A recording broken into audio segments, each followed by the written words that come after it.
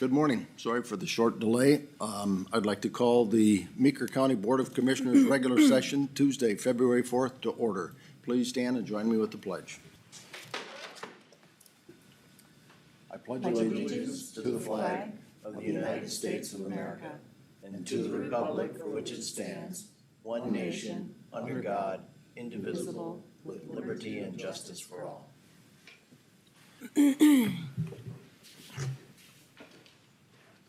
Okay, we have a public comment period. Is there anyone here from the public who would like to make comment? Okay, seeing none. We have a February 4th board agenda.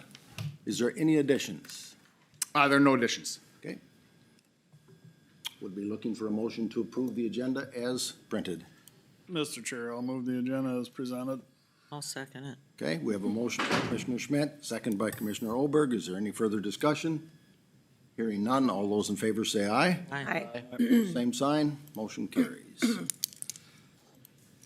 Andrew, if you'd run the consent agenda for us, please. Yes. I don't know why that other screen isn't on, but I will figure that out in a moment.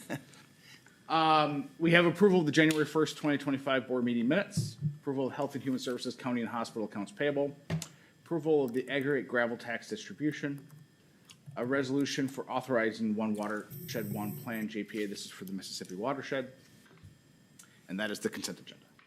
Okay, any questions about any of the items? Steve?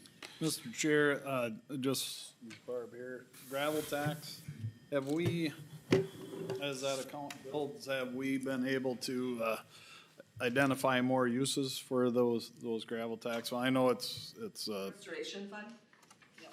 We haven't taken anything out in, to use to grow. It's probably about 125,000.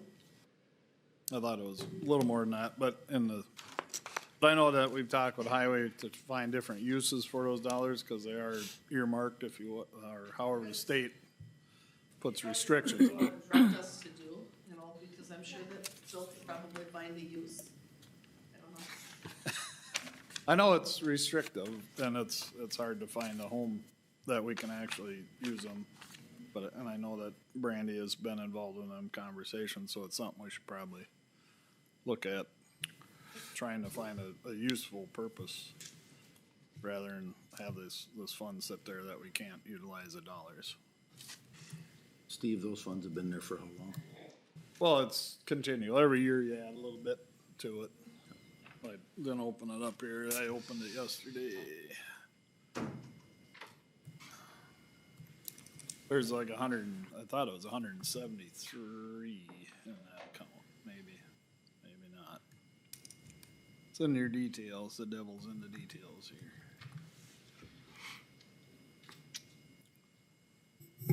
It's 173,590. Yeah. And we used to be able to spend those, and then the legislature put a restriction and put in some language that was inconsistent with how we would spend it.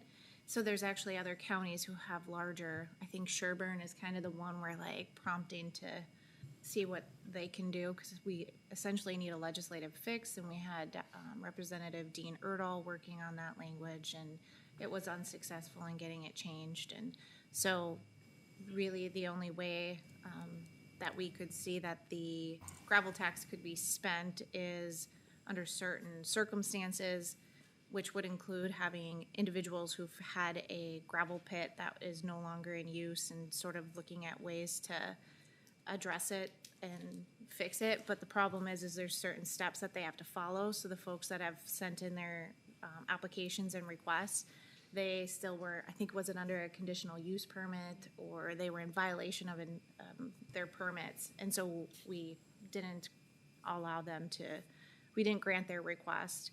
And then the other suggestion was, is there ways that the highway could look at it? So that's the correct.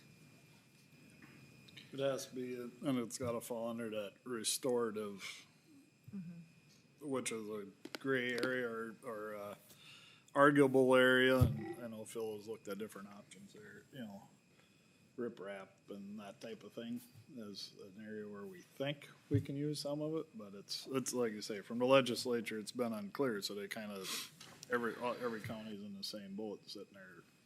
Well, what can we do with these? Mr. Chair, I think what we can do is we can dig a little further into this topic again and Yeah. come back to the board at a future meeting with some ideas of how those funds could be Or used. we can have a discussion about it at a work session too. Yeah. It's not like we're falling behind other counties because everybody else is wondering who's gonna come up with an idea first or get a legislative approval of some kind.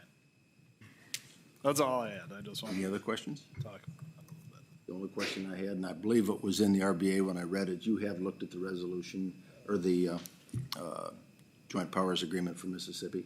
Oh, have I ever? We've had lots of meetings with all the attorneys involved in the counties, and there's been a lot of input from the soil and water and the, I guess, land use folks. So there's been a lot of input. So I think it's a fine document, and I think we have very little. I think it was 7.5% of the actual area is Meeker County. So it's a really low involvement. So with that many attorneys looking at it, we can be relatively sure that it's a pretty good crafted document. And there's probably some extra errors too. Okay. Sauk River watershed, that probably falls in this, Mississippi River. yeah, Sauk, and that's what, Sauk River watershed only has a very small portion of Meeker County up in the north, so it's probably I believe that's a separate plan. It's a separate one. That is separate that is one? a separate plan. Yep. Okay. That's a Yes. different group, Yeah, different group. Okay, also invested. all right. Hearing no other questions, I would would entertain a motion to approve the consent agenda. Mr. Chair, I make a motion to approve the consent agenda. Motion by Commissioner Van Ort. Is there a second? Second. Second by Commissioner Samke. Any further discussion? Hearing none, there is a resolution within. We will have a roll call vote. Commissioner Schmidt, Yes. Commissioner Samke, Yes. Commissioner Van Ort, Yes. Commissioner Oberg, Yes. Commissioner Johnson. Yes. Motion carries. Phil Schmalls.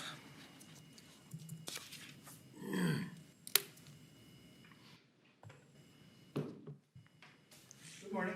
Morning. Bill Schmaltz, Meeker County Public Works Director. One item for consideration this morning. I'd like you to consider awarding quotes that we solicited for the replacement of six centerline culverts on facade 3 up in the northwest part of the county. This is in advance of the pavement replacement project we have planned for that 11-mile stretch. So centerline culverts, they're just culverts under the road. Some are smaller, some are larger, that perpetuate drainage north and south across that east-west road. So we want to replace them now, the ones that are in a failed state or nearing that, before we replace the pavement. And then we'll leave the crossing with gravel, rebuild the road, it'll all get paved. Because we're replacing these without a freeze thaw between them, we'll probably be coming back to patch up some dips in the future, but we'll likely give them a few years to settle out after the whole project is done. We got 4 quotes. Low quote was Jerpy Contracting of Hutchinson, and I'd say it's within what we have budgeted for culvert replacement. You see $100,000 there. Now, we're not only spending half of our budget, we have to buy the culverts, and we'll have other replacements throughout the year to chew into that amount. Any other questions for Phil? Mr. Chair, Phil do you know how many total culverts are in that 11-mile stretch offhand? Exact number, no, but I would say this 6 is probably about half. Okay, So, I was just a dozen or curious. so. Okay. Mr. Chair, Yes. when we have this big of discrepancy on a bid, do we go back to make sure that everything's being bid the same, or? I I mean, we have might one if- party with 95, almost twice. Yep, if our number 1 and 2 are real close, but I don't go back if we've got, in this case, a 4th place bid that's considered So different. that's okay. Yeah. I mean, not okay, but that happens. Or if I had multiple contractors that seemed to be kind of off, I'd question something in our package that went out. Okay. For me to go back and cherry pick certain Okay. people with certain numbers Sure. after the fact, I wouldn't feel comfortable with It that. just kind of sticks out when it's, but I know that happens. And we get so that then- sometimes when Yeah. we're getting quotes from newer contractors that haven't worked with us much, as they aren't as familiar with how we do things. They might Okay. they might have different expectations Sure. for what they think we're looking for.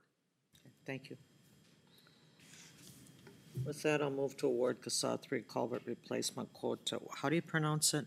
Jerpy. Jerpy contracting of Hutchinson, Minnesota for an estimated cost of $48,234.54. A motion by Commissioner Olberg to approve. Is there a second? I'll second, Mr. Chair. Second by Commissioner Schmidt. Any discussion? I will be abstaining from this particular vote. I am close personal friends with the parties, so I choose not to Can vote. we ask them? Personal friend. Yeah, let's get their story. get That's a their good opinion. idea, Commissioner. I'm gonna call the question. All those in favor say aye. Aye. Opposed, same sign. Motion carries. That was a good one, Steve. So wonderful working with you. This is a rough crowd. Barb Block. Good morning. Morning. I have before you, the notice of public sale for the parcel of forfeit property that we have, the only one that I have in inventory. And I want to do a little background because I think you're aware that, you know, a lot of the things changed with the Tyler versus Hennepin County action. And so this particular parcel is being held in trust by the state. And when they're held in trust by the state, the county in which they are located has the obligation to put it back on the tax roll. So that's what we're working on. In practice, it would be the auditor pulling the notice together and bringing it before you to approve it. So in your packet, you saw that I put the notice of public sale for forfeited property. All the formalities are there. We need to advertise this no less than 30 days using various different means, including the legal newspaper, but also other methods. We need to make a good faith effort to try to sell this piece of property. I have no fear that this isn't going to sell, because I've had a number of people questioning all along when I was going to bring this one before the board and put it on the sale. But it was difficult until all of the rules were put in place for forfeit property after the Tyler versus Hennepin situation. I did have some conversation with Brandy to be sure that we were both on the same page with what I was coming forth to do. The sale will be no less than the property's appraised value. And we did have the assessor take a good look at the property. They hadn't been there for a number of years. It sort of slipped through the cracks with COVID and didn't have that rotation that more properties would. So the appraised value currently is $100,700. So that's what we're doing as the sale price. The sale can be no less than that. The sale must be for cash. There's no terms. And when we sell this property, 75% of these funds will need to go to the MMB. This was part of the settlement that happened with the forfeit property and the deemed illegal taking of people's property. So we will be forwarding 75% of this to the state. I am very fortunate that I had only one tax forfeit property. We had clean slate. I can thank a previous commissioner who said, clean this act up, get these little pieces out of here. And I'm so ever so happy that we did, because this process would be really difficult to get them back on the tax rolls. So before you is my request to have you set the basic sale price at $100,700 and the sale date for March 18th. Is there any questions? Mr. Chair, I'm curious, so they hold 75% of the sale? Yes. Is that, so obviously, we have some expenses here, right? Yes. Does that come off the top? They just get the gravy and we get the good. So in the new law, anything that we sell from our inventory up till June 30th of 2027, 75% across the top needs to go to the MMB for the settlements. So we used to spend quite a bit of money on some properties. That might not be the thing to do anymore. Probably won't be doing that. There are, the new law has a number of tiers that we have to go through now. So when we forfeit property, which we're working on right now, the first sale is for 30 days, and it has to be the market value, appraised market value. Then a subsequent sale will be at costs. So you can accumulate all the costs and put that together. And the other part of the rule is that we no longer can choose these dates. They're very prescribed in the law that we have to do things 60 days after forfeit, so many days. So it's really a calendar issue now. We have to be very careful that we're in those parameters. But we have no choice on this one. You asked what kind of costs I've had in this parcel. The taxes were $12,000 when they were forfeited. It's been off the tax rolls for 2+ years. We had no assessments, so the city of Litchfield has no assessments and didn't certify any. We had to have lawn care. The highway department was good to take care of the building exterior for us, cutting down the trees. And we did clean this property. It was interesting, burying things within the building. Sure. It was not a good situation. Going forward, there are still things that we can do like that when we deem a property that needs to be investigated. You know, what was buried, what was harbored in the forfeit property. So there, each time, I think it will be a unique situation that will be brought to you. So that's settled law now, there's no more appeals or anything, Brandy, we're done with it. This is settled law, this is how it's gonna be.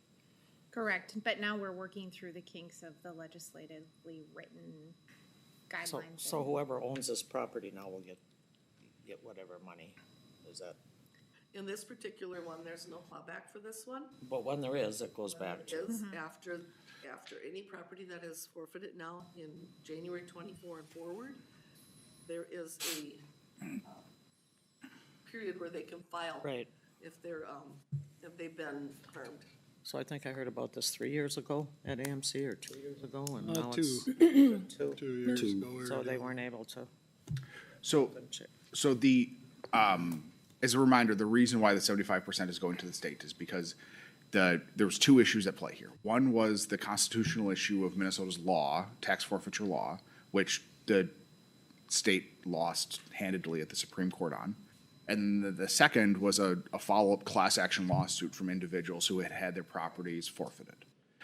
In order to settle the class action lawsuit, the state entered into a settlement agreement with the plaintiffs for $109 million. The state then appropriated $109 million out of the state surplus to cover the cost of that. The back end of it, though, was to take properties that were, taken within a certain time period and then sold within a certain time period, and a portion of that money goes to the state to help recoup a portion of that $109 million. If not for that, then those plaintiffs would be coming to us directly looking for that full amount of the settlement. So that's the reason why we're having to pay that money to the state. And this is also similar to that trend. If you recall, we used to be able to, in criminal cases, you could forfeit an individual's vehicle if it was involved in drugs or money or anything. It was a broad ability to be able to forfeit. And then there was a law enforcement agency that forfeited like a yacht, and when they sold it, 'cause there was illegal activities going on in the cities and the lake, and they realized that the law enforcement agency was going to get a windfall from that, such an expensive, so they were making money off of it. So they kind of cut that from us, so our forfeiture funding is also reduced. And then years later, now this is brought up, and so it's kind of that same pattern of. Thank you. Mr. Chair, Barb, so if I heard you right, so we don't get to recover or recoup expenses, but that potentially could change once the money is paid back? Well, 25% of this will stay with the county. Yeah, And with the amount that we're potentially going to get, if we. on get- this one, on this one, but, On those going forward, we try not to have those expenses there. yeah. I mean, we used to fix them up and do, and which I was never that in favor of, but probably, we have to be more careful about what we There'll be spend. two different ways. We were on a conference call last week with Hennepin County and Dakota County, our lead people in delinquent and forfeit, and they have very different philosophies. One is, we're gonna continue to make the neighborhoods work because they feel it, we've got one on Main Street here, for $100, and it's still sitting there just falling apart, and it's not neighborly. So one of the counties was absolutely gonna go that direction. The other county in the discussions said, nope, we're gonna do our 30 days, we're gonna try to sell it, appraised value, and we're going to try to wrap back and make them follow ordinances and things like that. Yep. Mr. Chair, I don't know how that's gonna happen. what happens if that reserve price is not met at the auction? It has no choice. It has to either be met or it stays on inventory. So then it would just stay for 30 days and then you would repeat that auction? Repeat a discussion with you to see the next step, which would be building the costs up. So we can do a cost analysis. So, yeah, the way that the law is written is first you try it at appraised value. If it doesn't sell at appraised value, then you can do it at the minimum costs that have been incurred, the taxes owed, other costs that are on the property. And so that would be the second opportunity for us. So that if it's at that cost value, then does 75% of that cost still go to the state? I believe the answer is no. I believe MMB only, well, this one, in this case, it would have to because it's still in the look back, but in others it would not. Okay. Because this one's in the look back period. So we have to do the MMB for the look back period on this one. See if we can come up with a few more scenarios to throw at you. I think make I it can work. sell it. People just call me incessantly to say, when are you offering this? And it just took a long time to clear the process, and finally, I just said to Brandy, we're going forward with it. And a number of my colleagues are now traveling forward in 25, did nothing in 24. So we have some catch-up to do. We have some parcels that would have forfeited last year, but we're carefully walking through those steps. Barb, my question is, am I just missing it, or is there a reason? I just don't see a common address on this information. You're seeing the legal description, huh? You can It's go on on that. Dynitz, but we only go by legal description. Got it. So the parcel is in the area of Anderson Chemical and Dynitz. Okay, But when we offer these, we always offer them by the legal description. We Right. don't offer them You can by look up address. go on Beacon. If Andrew and I headed up on Beacon. I did. That was one of the questions I said, well, is this something the county's interested in? Because it's a large storage building, but he assured me it's not something that fits our needs whatsoever. The building has some concerns. It has totally dirt inside. It doesn't have a tar or Concrete? cement. When you stand in the building and look up, it's used tin, so there's. Remember, now we're trying to sell this property. Just saying. I'm kidding, I know. They know. I'm kidding, Barb. Had them over there. Joke. They're aware of it. So this will be a live auction with Colonel Locke as the auctioneer. That is correct. We had one a few years ago with some parcels. It was kind of fun, Yeah. and we had a good Good. turnout, and we got rid of a lot of stuff, so. We're gonna do it in our multi-purpose room. Afternoon of the 18th. Just another point that, and Beth would probably concur on this, I think, there's not too many parcels that get forfeited that, come out on the plus side of things. Over the years, there are many more that we come up short on, so Usually they're a mess. this is more Yeah. a rarity than a commonality. I've just gotten of the mindset, let's get it back on the tax rolls somehow. Yeah, You know, no, yeah. that's- And often. I With feel all this really other bad. stuff even more so, so. Often I feel really bad for some of the people who are neighbors to it, because they'll be calling our office saying, when are you gonna do something? I understand they haven't paid taxes for a long time. So that was a big part of the discussion for both counties, to do right with everyone, but also do right with finances. Well, and I think also it's imperative for cities to start getting on the ball before we get them back to make sure cleaning up some of these properties, not just drive by and look at the junk. That's not our responsibility, but it would be theirs. And it takes a long time before it's forfeited. Yeah. I mean, it's It's, Right. 3 years of non-payment, and then they forfeit in May of the following year. so it's, Haven't paid taxes for 3 years, May of the following year can be the forfeit year. Is there a right of rescission period at all? Where they can gets to the end of 3 years and they just pay what is due and then they're, It's an all or nothing. So All or they nothing? have to pay it all. yeah. There is a confession of judgment plan that they can enter into on a payment plan for 10 years if they qualify or wish to do that. All of that has to happen before they get into the forfeit status. Okay.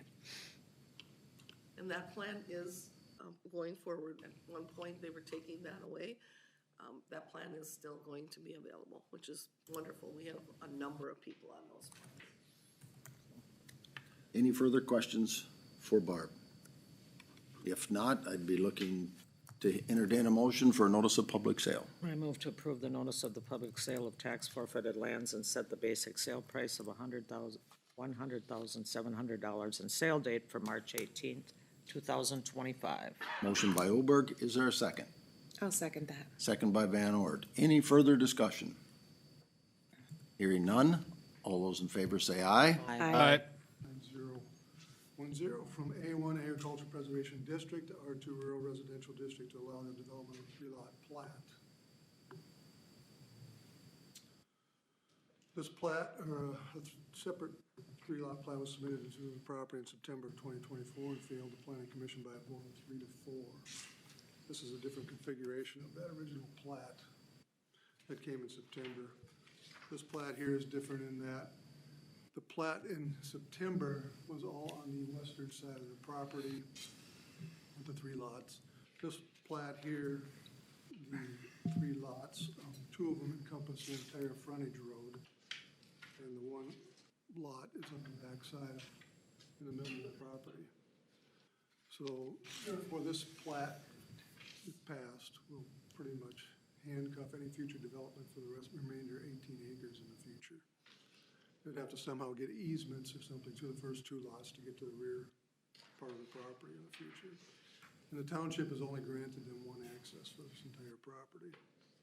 So without additional accesses to this property, pretty much this will be the development for this parcel in this case.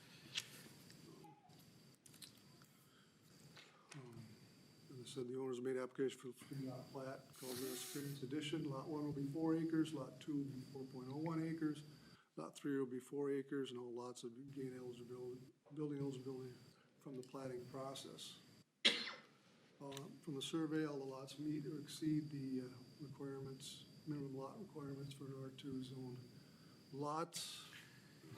Owners submitted appropriate soils to show that the site has the capability to establish a primary and secondary septic sites for all 3 lots. No wetland delineation was required for the site. And contours in the property, the preliminary plat indicates surface water patterns are not proposed to be changed based on the plat being established.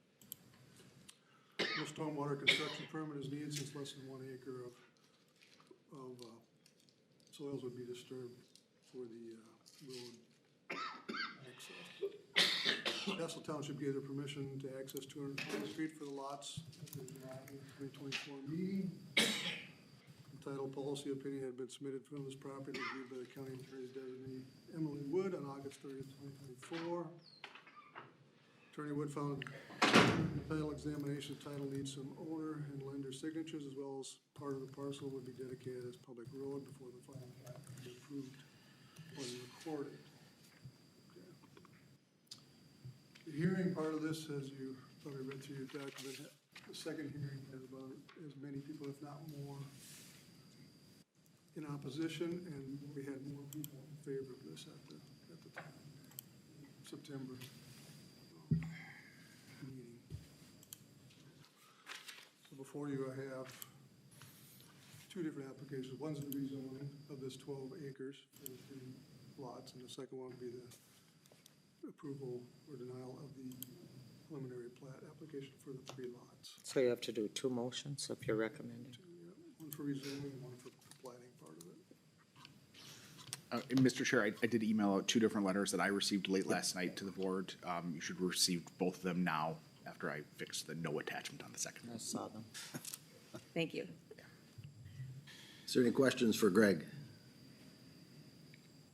Mr. Chair, do you have questions? Go ahead. Nope. Otherwise, I move to approve rezoning application number 16454 to change 12.26 acres of parcel 07-0369010 on the southeast one-fourth of the southeast one-fourth of section 24, township 119, range 29 in Dassel Township, from A1 Agriculture Preservation District to R2 Rural Residential District. Do we do this one first, or? One at a time. We have a motion by motion. Commissioner Olberg. Is there a second? Second. Second by Commissioner Samke. Is there any discussion? Yes, Steve. Mr. Chair. A couple things on this one. Number one, I've got more phone calls on this parcel than I have in 6 years on any parcel.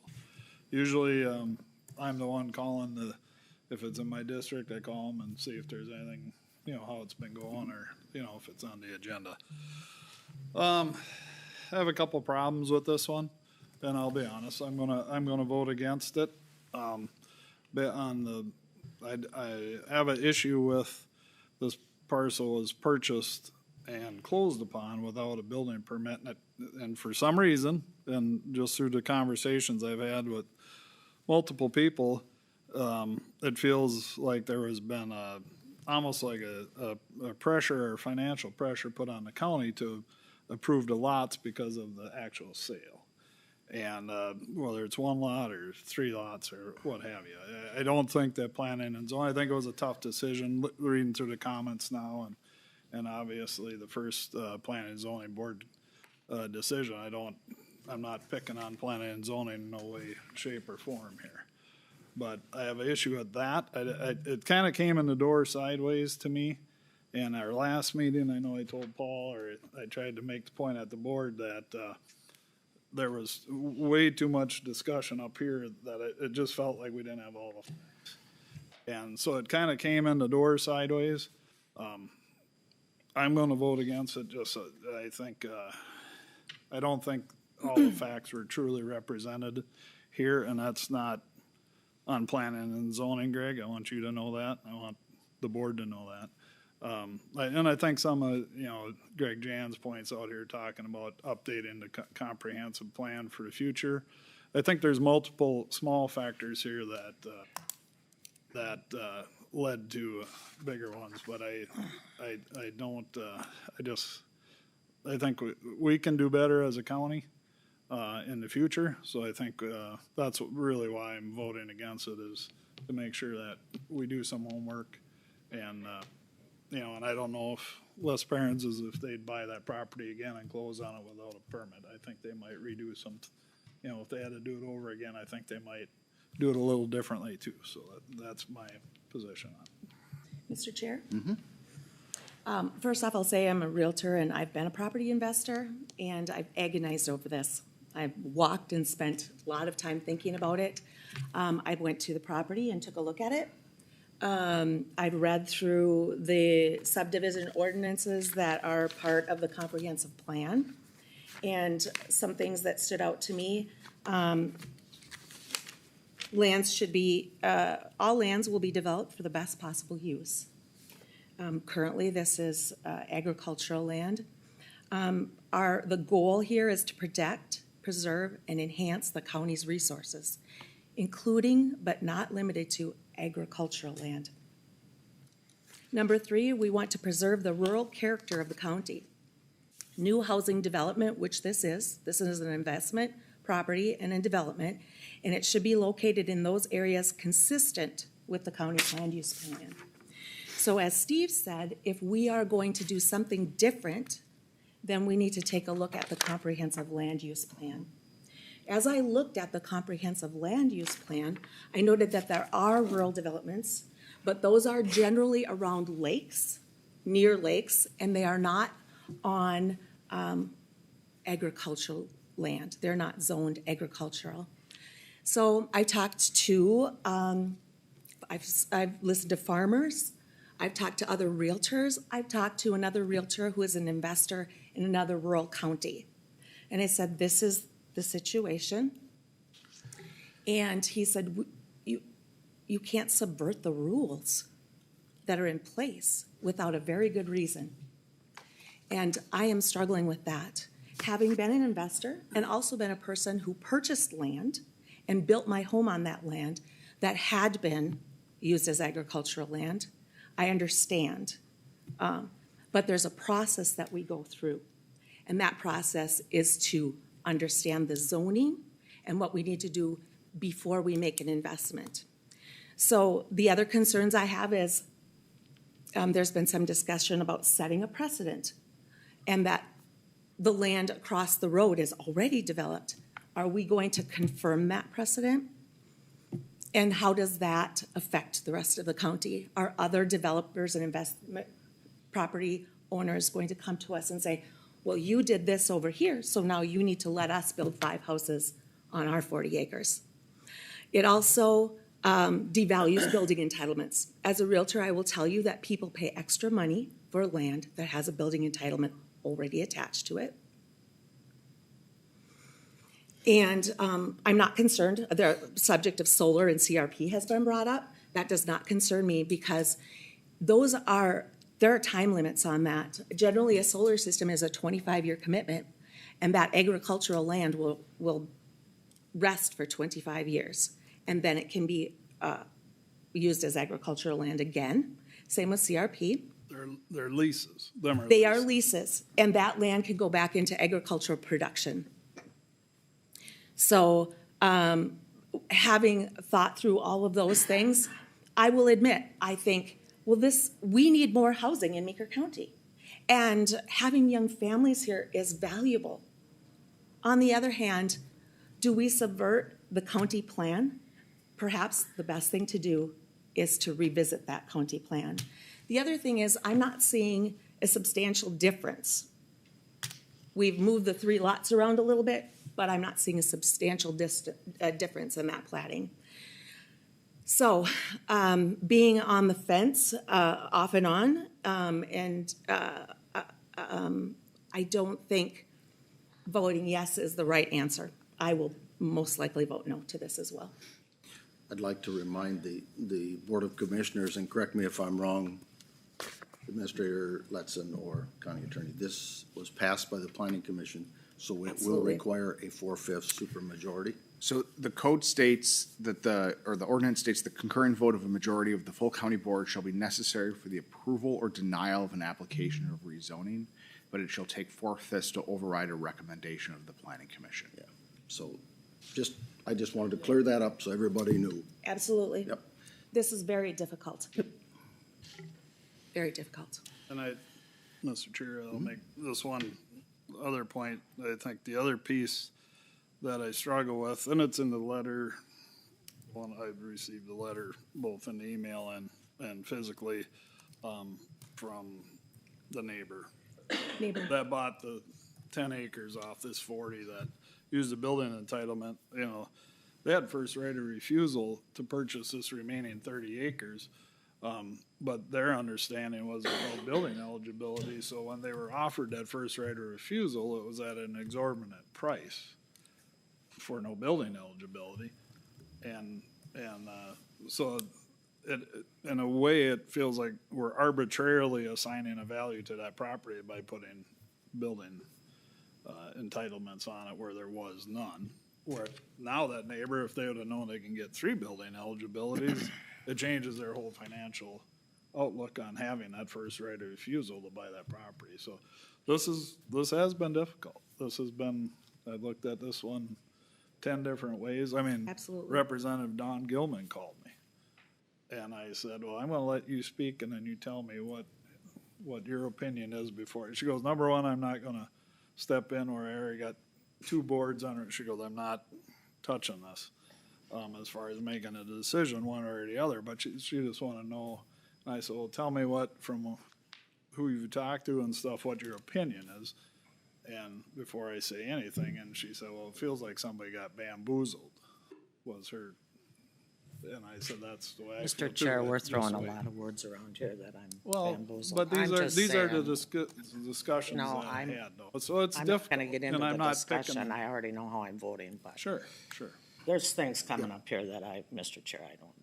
Okay, You know what is I'm there any other points, Steve, that, No, Darren, I'm being. anything from you?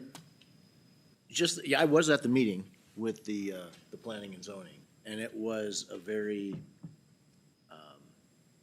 contentious or, I think a lot of people got their opinions out and their thoughts and their feelings.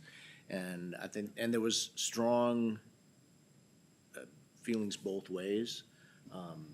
But for me, I guess it boils down to that, they ended up voting 5-0 to approve it. So, again, I know one of our concerns is trying to make sure that we affirm the decisions of the planning and zoning board, so that's kind of where I'm at. Do we know, I did read through all of the comments. Do we know why the planning and zoning changed their mind? Those votes were flipped from no, the initial vote was no, and then their second vote. Did they give, I didn't read a reason why they said, yes, this is, now we agree with this? Well, I think the main concern was that now this kind of handcuffs the rest of the property for future development. The other one opened it up for, they could have developed probably 6, 8 lots on that property. Now this one pretty much shuts Limits the it to door 3? on the other 15 acres on the backside. I would agree. I know one of the commissioners has said, we don't want to subvert planning and zoning. I don't, that was another piece of what made this decision very, very difficult for me. But the effect that it has on the other residents of Meeker County and their potential value, and the value of a building entitlement, and the concerns of the neighbors were very valid, the neighbors across the street and next door. And so those are very concerning for me. Would it be wonderful to increase the tax roll? Absolutely, absolutely. Would I like to see young families here? Absolutely. But we have a process and we have a plan in place, and I can't subvert that. Commissioner Olberg? No, I've said all I had to say. I will only make a couple of comments. You are right, we do have a plan in place. They have an opportunity to apply for a rezone and replat. Anyone does. Don't care what land you own. You have that opportunity within Meeker County. When we talk about agriculture, it was a 5-1 vote to approve it. 5 of the votes came from folks who make their living in agriculture. The one who dissented came from someone who is not in agriculture. So that ends my comments. So we will, if you vote yea on this, you are voting to approve the Planning Commission's recommendation. A nay vote would be to override. Okay? All those in favor say aye. Aye. Aye. Opposed, same sign. Nay. Okay, motion carries. Next, Mr. Chair, I would move to approve preliminary plat application 16345 for a 3-lot plat of L. Esperance Edition located in the southeast 1/4 of the southeast 1/4 of section 24, township 119, range 29 in Dassel Township. Motion by Oberg. Is there a second? Second. Second by Samke. Any further discussion? Hearing none. All those in favor say aye. Aye. Aye. Aye. Opposed, same sign. Nay. Okay, motion carries. Thank you, Greg. I just want to say, if we're going to change this, we need to change it. So Now is the everybody time. get- We have- Now is we the have none in time, so queue, everybody right? gets treated the same. Absolutely. That's my only goal here. I would agree with that. Thank you. Greg, we have no applications in the queue right now. No, the next 2 that are coming through are, So if we're really gonna take a look at this, while we have no one that has made an application pending, now is the time to seize it. So let's task that to our administrator If to what we are doing, I guess, what are you looking to look at? look Right. at it. That's all But what? for now. Well, Number one, we need to look at our comp plan and make sure it aligns with our vision and goals. So the comp plan is gonna be about a 12 to 18-month process. It's we would hire a consultant to do it. We had money in the budget for that, for 2025, that we pulled in order to balance the budget. It's something I would anticipate that we would include in 2026. And I think that through this process, that we have seen that there is a need for us to take a look at our comprehensive plan. So that is a longer-term answer to the question, but I think that is the appropriate route to do this. so we don't have this. Everybody's gonna be treated the same. Of course, every condition, I guess, isn't the same. Right. And I would say under the ordinance today, everyone who comes forward is being treated the Treated same. the same. Okay, good. Good. Thank you, Oh, and Greg. Greg. I completely went into this expecting not to be on the winning side of the vote, but I think there's some issues there that maybe all sides could do better. We just ran into Yeah, and I a issue agree. here that came to head. I Agree. But I think Absolutely. we created a place for a young couple to put their home up now, and we can move on from that, so. Yeah, no, that's, Sometimes when we run into those places, we identify something we need to look at. exactly, that's where, So, that and were, that's what we'll those were my points. take a look at. Yes. So, Thanks Thank for you, your work, Greg. I appreciate it. Yes, thank you. well, boy, we're gonna go right to Lisa. She's smiling and ready to go too. Finally.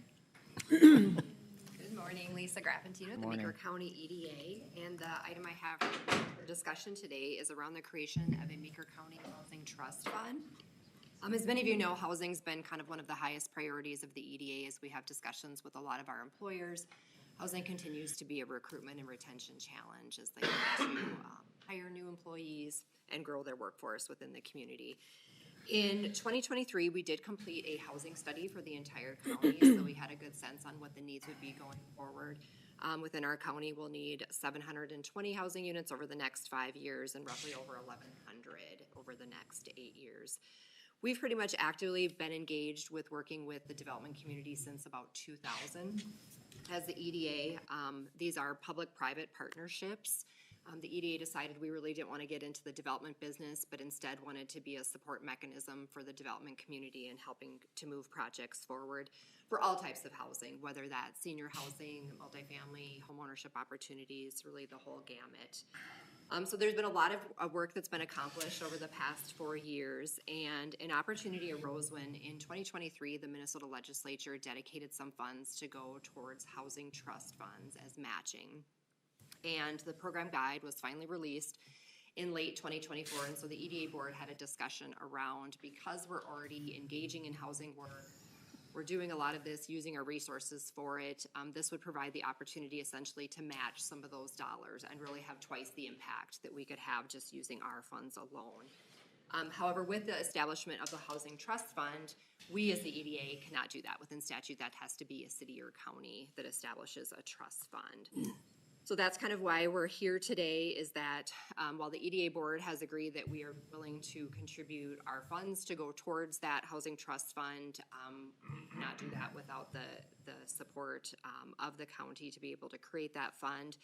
Our intention is to be able to use the $150,000 that we have, and then to apply for the state to match that in an equal amount. Within the information, you'll see that housing trust funds, we've used the broad language that the state statute sets out in terms of the range of activities that can be done with the housing trust fund. So it's very broad language regarding both the uses of funds, but also sources as well that are in there. So really kind of creating the broad criteria. But again, the funds that we would look to put into this would be the EDA funds that we have. We would continue to see this as a way to be a gap lender. That's really kind of how we look at ourselves, like we're filling that final gap. And but for our participation, the projects potentially wouldn't be able to go forward. And we do extreme underwriting of each of the projects, as the EDA members will attest. We look closely at the project numbers, the financials, and really underwrite each one of these to ensure that there is that financial need for a project. If this is something we'd be interested in doing, there is an ordinance that would be passed, and then prior to that, we have to have a public hearing to gather any public input. A couple of the key questions that are usually addressed within the trust fund is that who would administer it, and because the EDA is already doing this similar work in terms of we've got applications, due diligence checklists, underwriting guidelines, we do a lot of that. We're more than happy to fulfill that role in terms of administering the funds the same way that we have been with our other projects. In terms of the source of the funds, as I mentioned, those would be the EDA dollars. We're at this point just, looking at this as kind of the one-time contribution, potentially matching with the state funds, and then we could decide at later points if we would want to contribute additional dollars to the funds, but we don't have it as a dedicated source on an annual basis at all moving forward. A couple of other things just to note is that with the state matching funds, that application is coming due here in mid-March. And as I said, we could match that on a one-to-one basis. So if this is something that we would be interested in doing, as I said, the next steps would be to call for that public hearing and then the establishment of the ordinance, and then we would apply for the funds for this, from the state to be able to match the funds that we have. So with that, I'll open it up for any questions that you have about the information. Questions for Lisa? I have a question. Once that 300,000, the matched funds and the funds from the state, once that is gone, does this dissolve? The fund would remain there in terms of structure, so you could continue to make contribution, but there wouldn't be any funds to be able to distribute from it. So say we would use all the funds and the balance would be zero, then we could decide at that point, does the EDA want to contribute additional funds?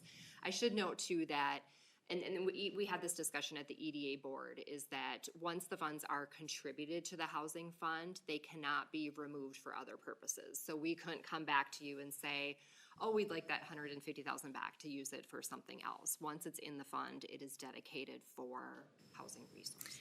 So you mentioned that there's a broad use of those funds, and I was kind of reading through that, and one of them was down payment assistance. The state already offers down payment assistance, and when I serve my buyers, the lender, facilitates that.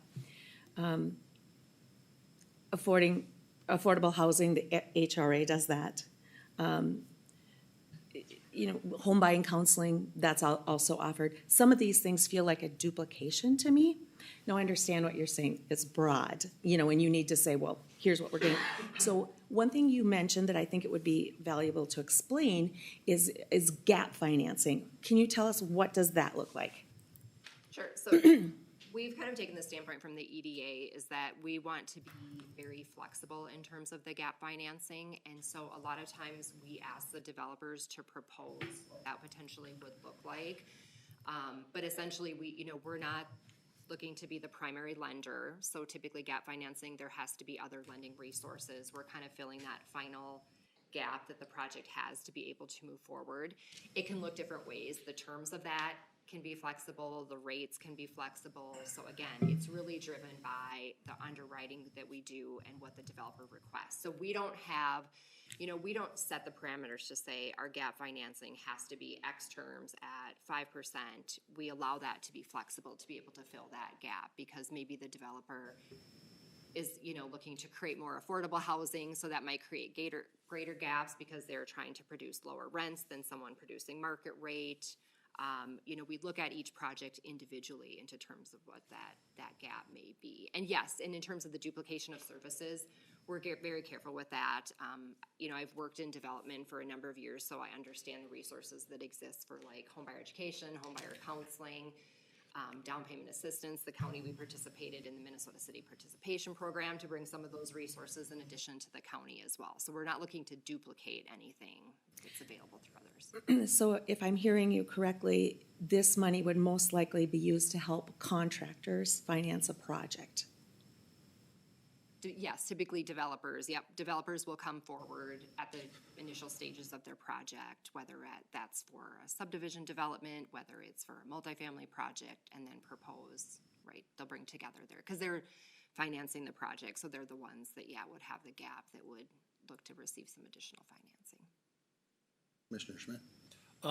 Thanks, Mr. Chair. To Cheryl's point on the duplication too, I think we're very good at identifying those areas where, and many times the projects have multiple sources they're drawing. So they might draw from this fund, but they also might utilize some of them other options. So there isn't duplication per se, but maybe they might use different avenues as well. So if that helps. It does. Clarify that question a little bit. So what I think would be super helpful for buyers is I know down payment assistance there's a cap on that, and there's requirements, income requirements, and you can't have more than X dollars of assets. So do you have the same requirements for your down payment assistance, or So So we don't have an established down payment assistance program that serves all of the county. That is something this trust fund could do if it's something that we wanted to. But if a developer, for instance, came forward and said, I want to build 10 homes in this subdivision, I'd like down payment assistance to be available, you know, for outside of the parameters maybe of other programs that exist, that is something that could be eligible. And kind of to Commissioner Schmidt's point too, you know, a lot of these projects, when we evaluate them, you know, if we know there's other resources out there, such as like the state workforce housing program, we're forcing developers to use those programs first before ours. So really, we try to be that last resort. And again, we provide technical assistance to them, whether it's support letters, helping them write those applications. So we do some of that work as well to just encourage the best use of funds. Okay. So basically, it's going to be more for contractors than it is for, you know, maybe a first-time home buyer. Because those, yeah. But it could be both, because down payment assistance would be ineligible. Can you piggyback your down payment assistant opportunity onto the state's down payment? So you could have the two of them together? Correct. So that would double their opportunity potentially? So you're talking about individual first-time home buyer? Absolutely. Which I was kind of looking at this more Yes. for than development. So I'm Yes. glad you brought this up. This is interesting. Because I'm looking at the listings on Maple Leaf Lane, that there was some EDA assistance to Lumber One, the contractor there. They are offering on their notes $15,000 of potential down payment assistance. The person who would qualify for that using the state qualifications couldn't have $5,000 in assets. And they would have to have an income, their income requirements can't buy a $330,000 home. That down payment assistance doesn't work. It doesn't work. However, a home buyer who maybe be on the edge of that could get $15,000 down payment assistance from the state and $15,000 from the EDA. $30,000 now might make that viable.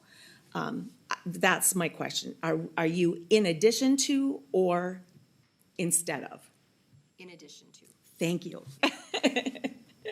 Yeah, that might be 5,000. That Absolutely. pushes them over. It might I know be. I know where you're Yes. going with it. Sometimes it's just, you're close, but not close enough. Yes. Thank you. So the question here before us today with Lisa is, do we wish to set a public hearing during our regular meeting of March 4th? Yes, I'll move that, Mr. Chair. I will second that. We have a motion by Schmidt, second by Commissioner Van Ort. How come you guys don't have to read your motions like I do? You're a rule follower. Numbers. Really not, but I just second it so that I don't have to I read know. it. I just said it says Mark. Paul pretty much read it all. Well, Sorry, I go give- ahead. Kind of gave you the hint there, yes. So is there any further discussion? Hearing none, I will call the question. All those in favor say aye. Aye. Opposed, same sign. Motion. Thank you, Lisa.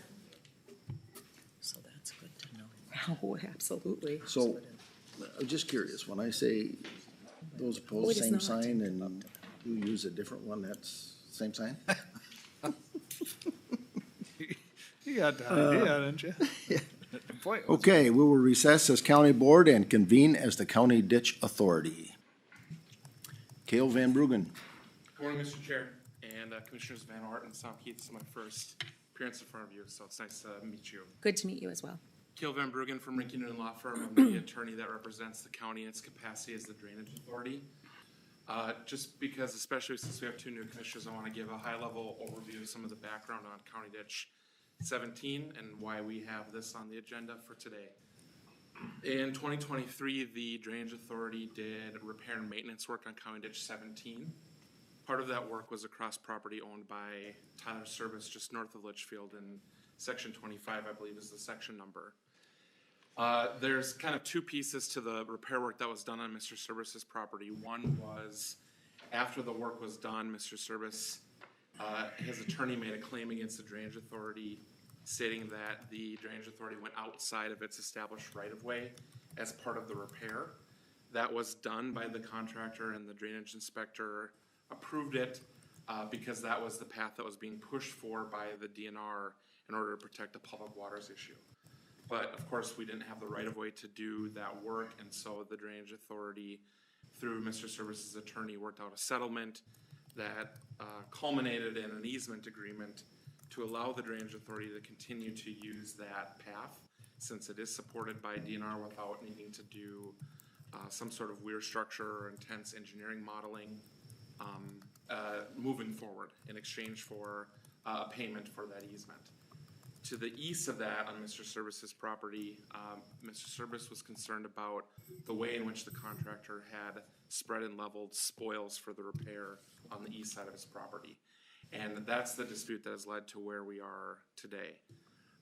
The contractor for the Drainage Authority completed their work around the end of 2023. Mr. Service, after the Drainage Authority's contractor was done with their work, had his own contractor come out and do further work on those ditch banks. The drainage inspector for the county then created an inspection report and reported to this board that there was some unauthorized work done on the drainage system, and the inspector was concerned about what impact that unauthorized work would have on the drainage system's operation currently and then for future maintenance.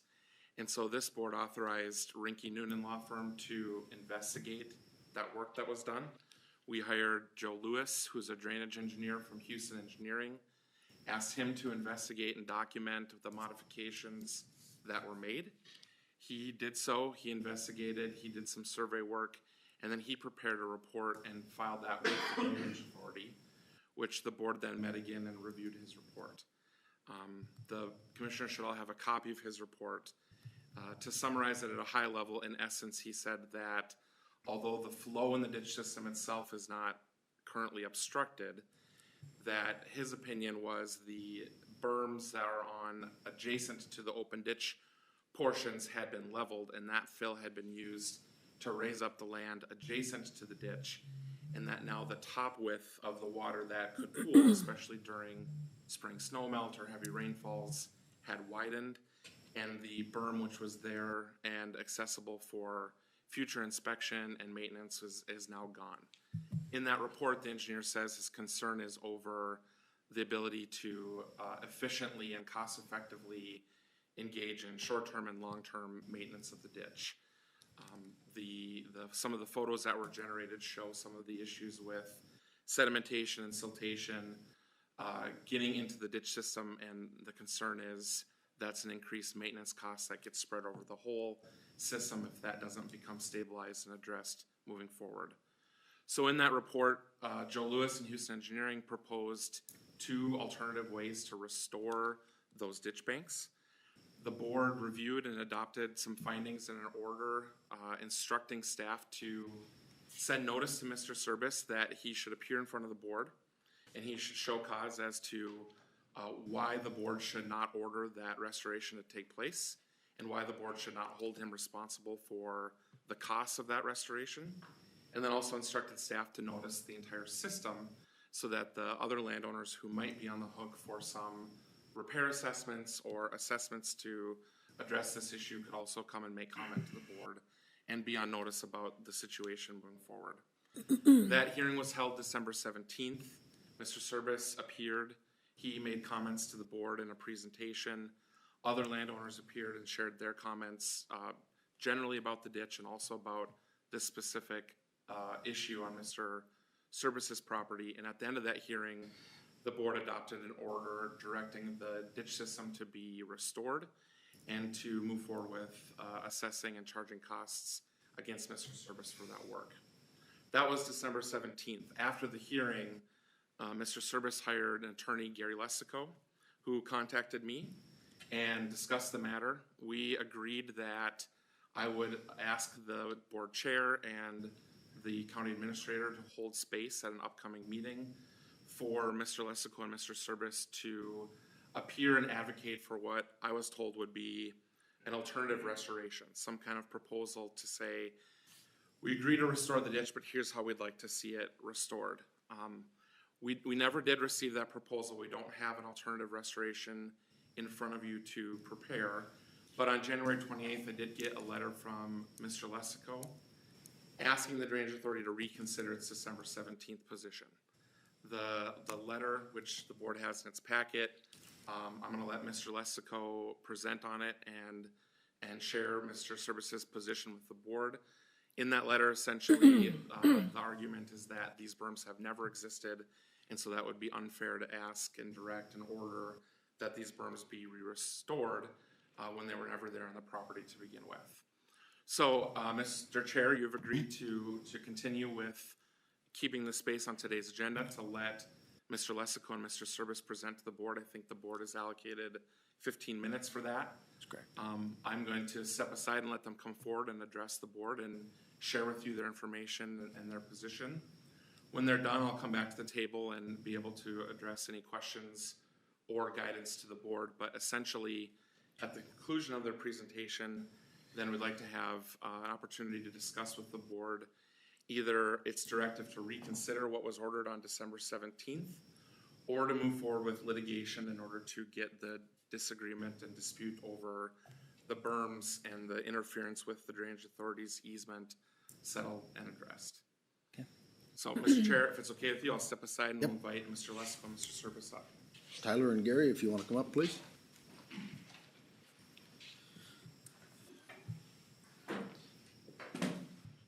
Good morning. Good morning. And as Cale had indicated to you, we'd like to keep it to 15 minutes. And just as a courtesy to you, Andrew will notify you when it's about 13 minutes so that you don't all of a sudden have to stop, okay? Sounds good. That's fair. Appreciate that.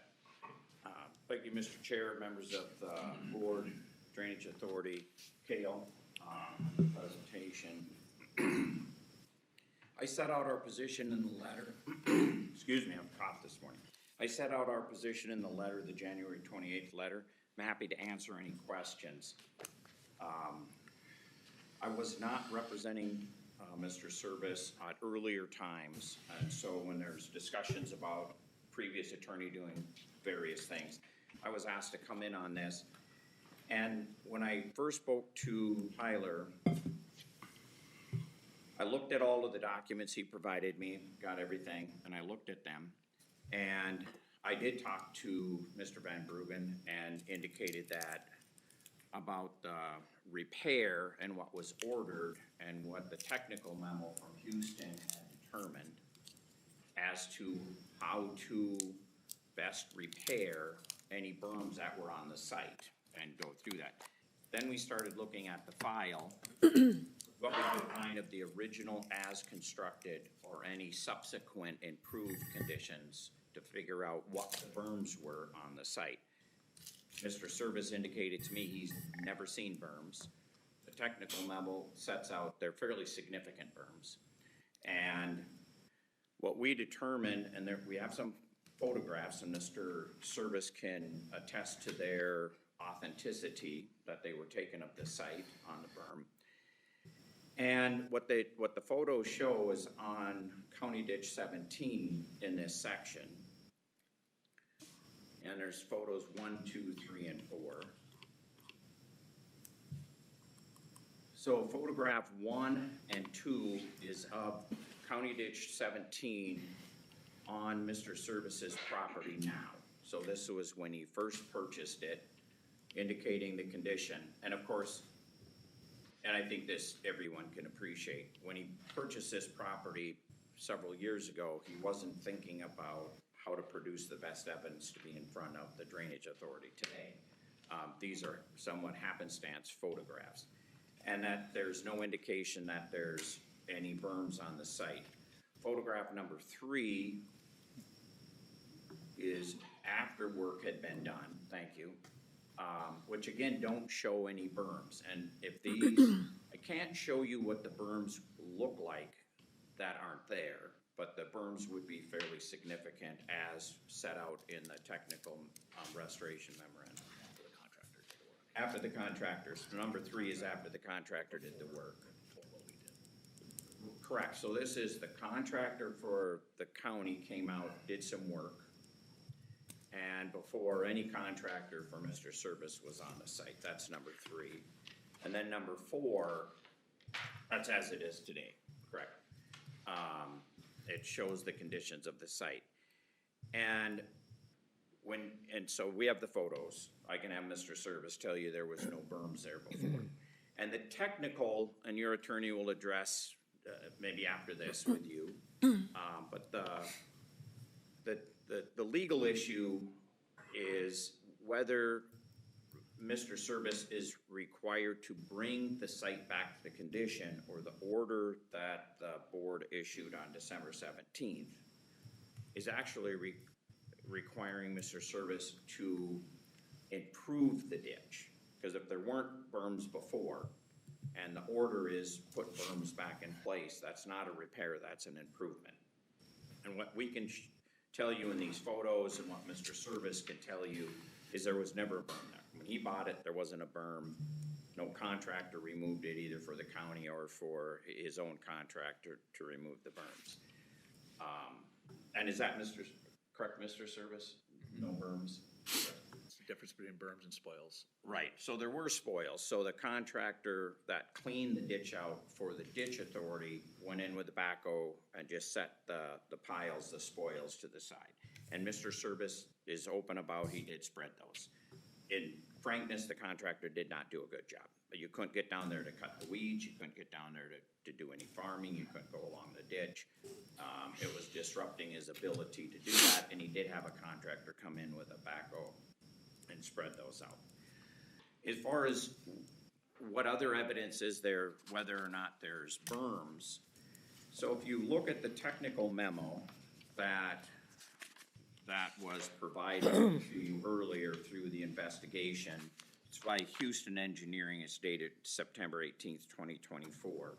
And I did insert that into my letter, a figure that's in that technical memo.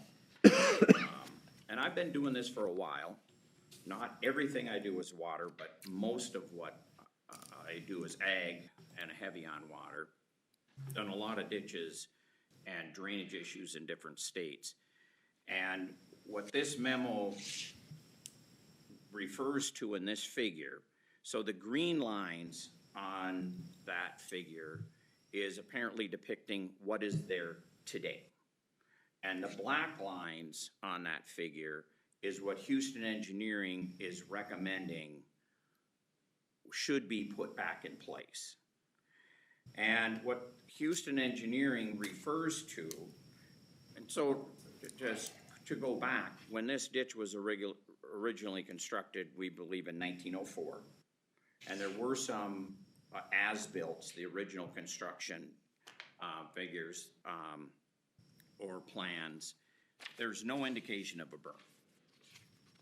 And so if it wasn't built at that time, it's not part of what was condemned by the county at that time, and what was, the costs were spread to the landowners that were benefited by the ditch.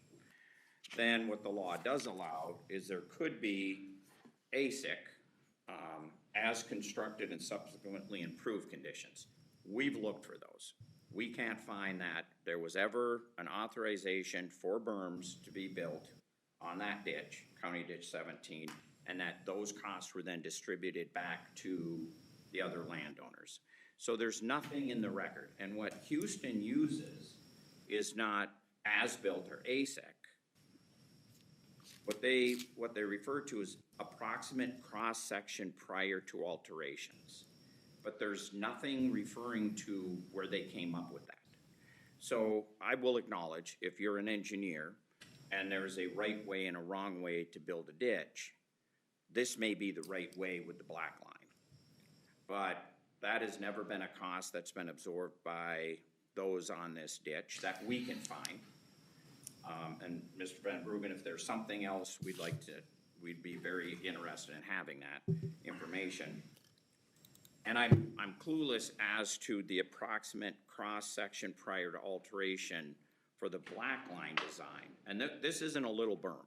So this is about 2.5 feet. And if you look at the photos, it's flat land, and it would be a 2.5 foot berm through Mr. Service's property that would have to be constructed on both sides. And what happened on the south side, and Kale, maybe you know, but I don't know if this is looking west or east, so if the south side is on the left part of the diagram or on the right part of the diagram, and I'm not sure that it matters. But on the south side of the ditch, so if you're looking at photo 4, to your left is the south side of the ditch.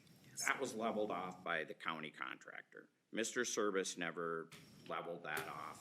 If there was a berm there and it was removed by the county contractor. But the order on December 17th, you're ordering Mr. Service to go in and construct this berm. Actually, you're ordering the berm to be constructed and Mr. Service pays for it. And we believe that's not a repair. I think all the evidence is that that would be an improvement. And if the board's decision is to put a berm on the ditch, then that should go through the normal process of determination of damages and cost and distribute that throughout the benefited acres, if it's needed at all. And our position is it's not needed, it was never there, it works fine. And it must be that the ditch authorities of past had determined that was the case, because if you go up and down the ditch, there are not, Houston doesn't address that in their technical memo, but there's not berms in other places associated with Mr. Service's property either. And they did get in without the berm to clean the ditch. And they will be able to get in to clean the ditch. And legally, what is required of a landowner, as far as spreading the spoils or not, the spreading of spoils, just like farming along the ditch, can be completed by the landowner as long as it's consistent with the plan and function of the drainage system. And so the technical memo itself, and I set that out in my letter, and we're not here today to threaten or argue, we're here to present. And we do appreciate your concentration on this and appreciate that you're giving us that opportunity. But there is no plan that was in place to have berms. The technical memo indicates that there's no degradation or negative impact on the function of the ditch. And as Mr. Van Bruggen indicated, there's some concern that there may be some sediment in the ditches, which is it's the concern of every ditch. You never do, the best functioning of a ditch is the day after the backhoe leaves, or the dredger leaves. And then after that, they start to degrade. And what Mr. Service is, if there's a concern through this process, he's just trying to have this land so he can farm it on the side. And they did a messy job, the contractor that cleaned it out. And he went in and there was a process and there was issues brought up, and he ended up going out and leveling that out. And it's our position, in fact, I think the evidence in the case indicates there was no degradation.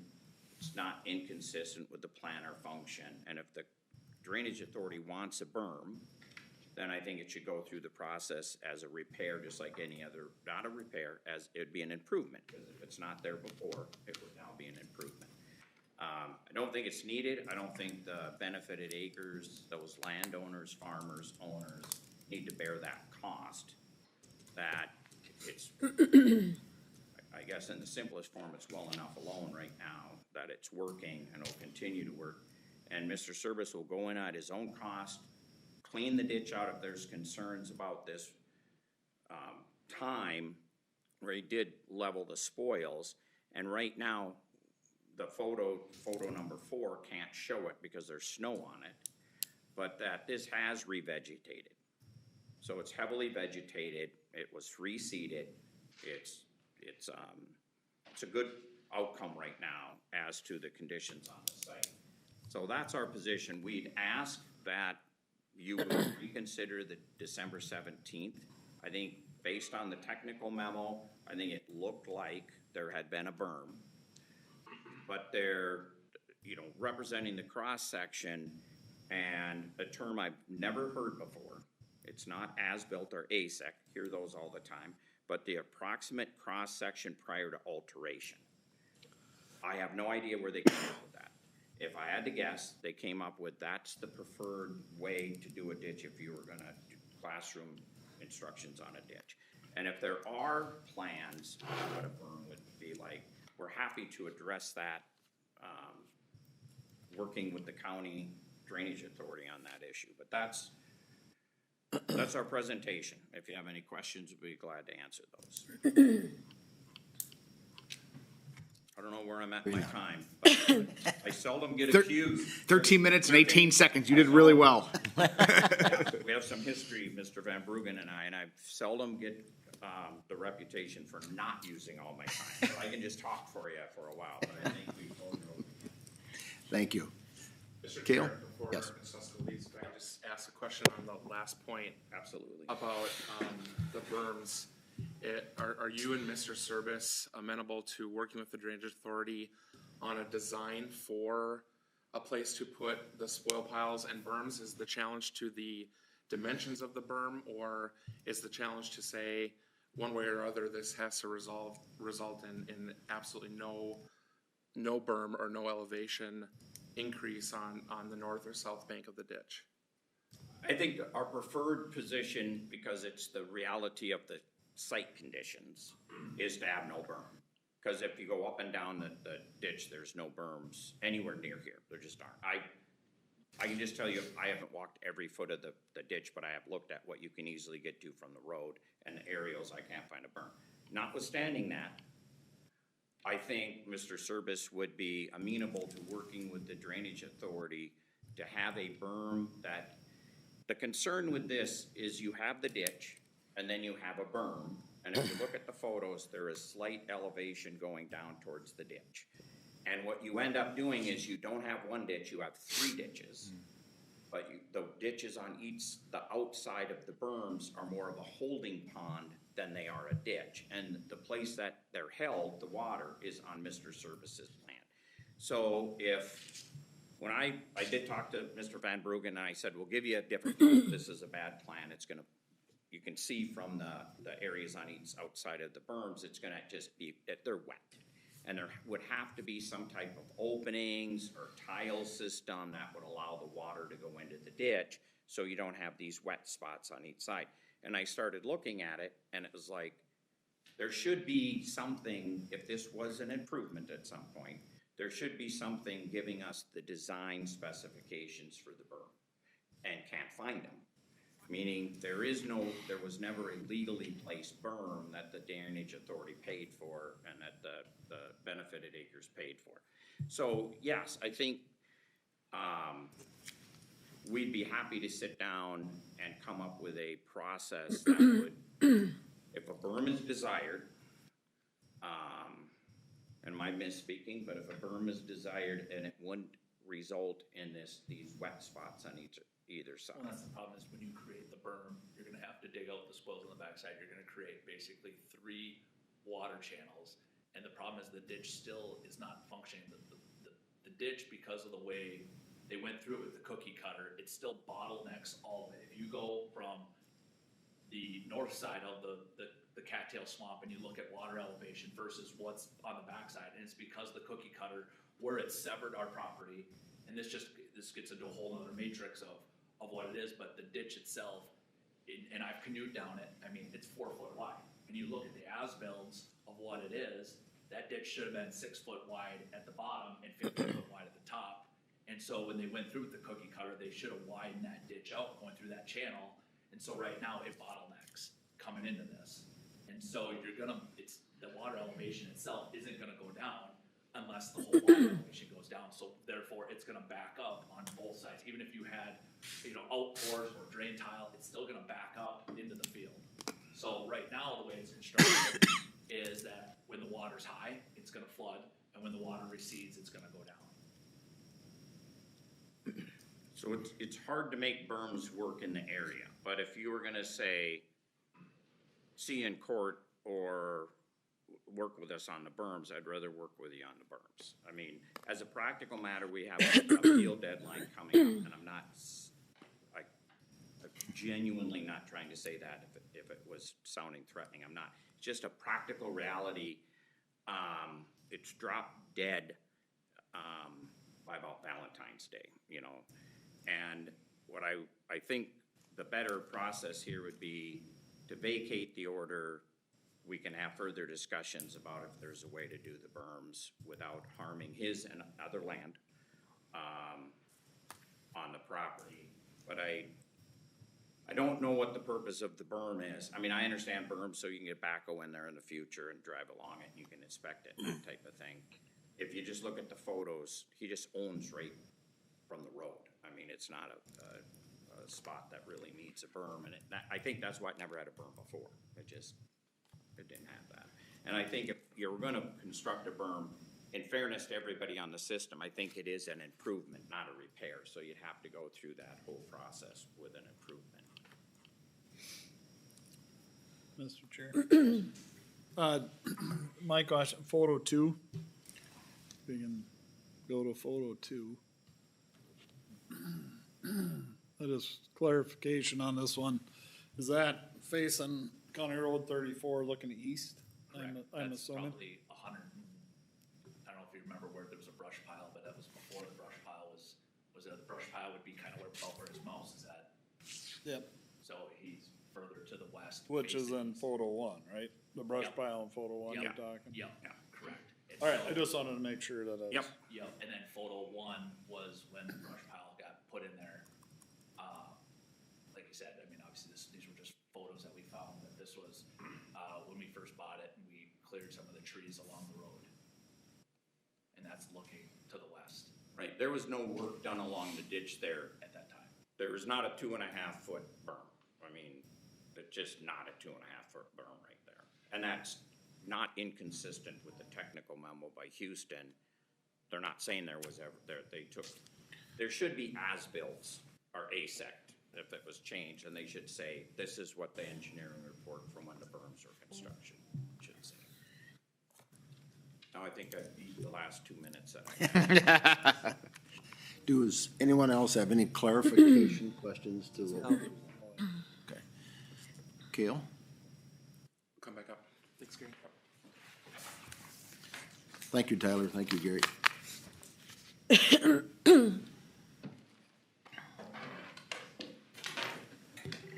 So, Mr. Chair, I just have some comments on that presentation, if I can share those with the board.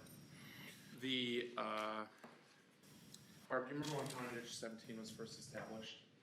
1904.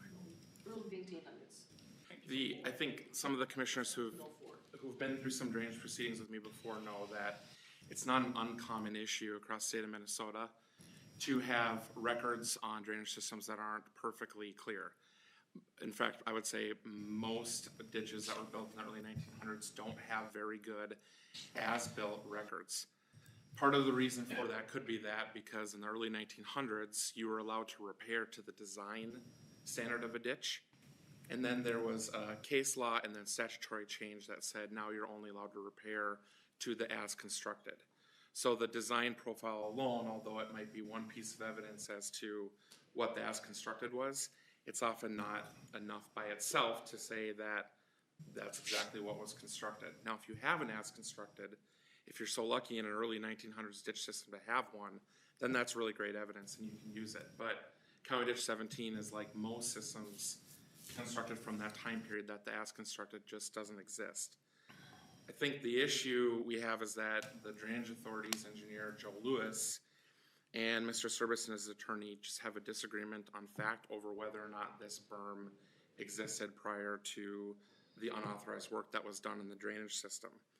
But I think a larger issue is a landowner who's not happy with the method or way in which a repair was finished should be continuing to come back to the Drainage Authority to address that issue rather than doing their own work the way they want to see it done in the drainage system's right of way.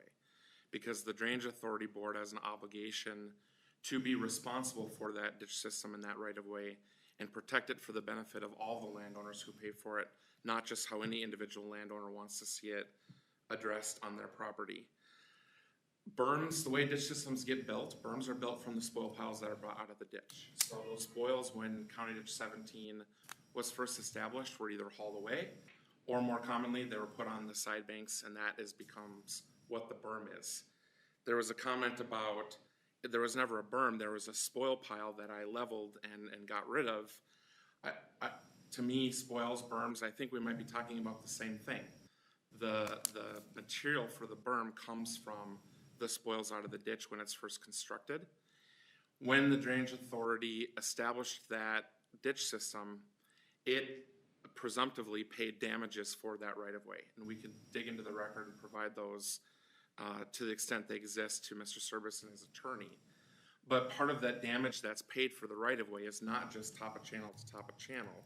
It's for the entire right-of-way that is required for the Drainage Authority to build the ditch, to spread and level the spoils, and then to be able to access that right-of-way for future inspection and maintenance. And so the legal ability to put those spoil piles adjacent to the ditch exists when that right-of-way was established and first bought. There is in the technical memorandum from Houston Engineering, they do cite to the data that Joe Lewis relied on when he concluded that there were berms present, and so we can definitely get that data, we can share it, but that's when I talk about when I say I think there's a dispute here between our expert and Mr. Service over to whether or not these berms actually existed.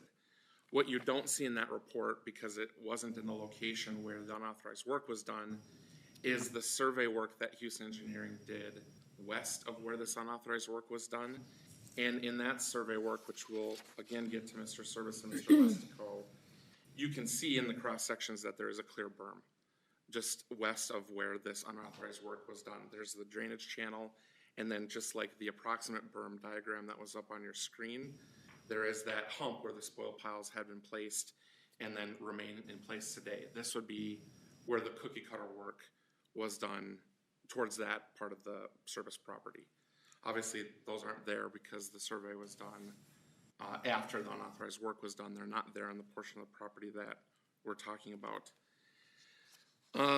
The last point I want to make is that the Houston Engineering memo, I know Mr. Service is concerned about whether or not these spoil piles or berms are going to block water coming off of the farm field into the ditch. And I can tell you that's never the intention of engineers or contractors in the way that ditch systems are designed, constructed, and maintained. And it's why in the Houston Engineering report on the proposal to restore this ditch, there are, in fact, two different ways in which the engineers accounted for ensuring that the spoil piles or the berms, whatever you want to call them, aren't obstructing flow. One is through pipes. This is attachment A to Houston Engineering's report. And then one is just cutting channels in the berm itself so that every so often that water can be graded to those channel points and make its way into the ditch. And so, you know, I hope that regardless of what the board decides next, if it's to proceed and to get the ditch restored, that we continue to work with Mr. Service and his attorney on ways to find common ground so that we aren't spending unnecessary funds for Mr. Service, but also for the Drainage Authority that results in an assessment to landowners. The engineer has estimated that to rebuild these spoil piles and berms is somewhere between $18,000 to $30,000 depending on the design. And so it just, you know, it seems to me like hopefully there's an opportunity here to ultimately get this resolved short of that. But what the board needs to decide today is whether it wants to reconsider its decision from December 17th, whether it wants to vacate its attempt to restore the ditch in line with what the engineer recommended, or whether it wants to proceed with litigation against Mr. Service in order to get the dispute over the right-of-way and the easement and what we see as a trespass into the drainage system's easement established and recoup some of those costs to the extent we can for getting the ditch repaired. So with that, Mr. Chair, I can answer any questions. If the board's wishes are to proceed with enforcement, we have noticed the meeting today to go into closed session. The purpose of that would be so I could give advice to the board on the litigation, on bringing that trespass and nuisance claim against Mr. Service. So if that's the way the board proceeds, we could go into closed session, but before that I could answer any questions the board might have. Prior to hearing a motion to move to closed session, is there any questions for Cale? Hearing none, I would entertain a motion to enter into closed session. Mr. Chair, I make a motion to go into closed session pursuant to Minnesota statutes 13D.05 subdivision 3B, attorney-client privilege. We have a motion by Commissioner Olberg. Is there a second? I'll second, Mr. Second by Commissioner Schmidt. Any further discussion? Hearing none, all those in favor say aye. Aye. Aye. Opposed, nay. Motion carries.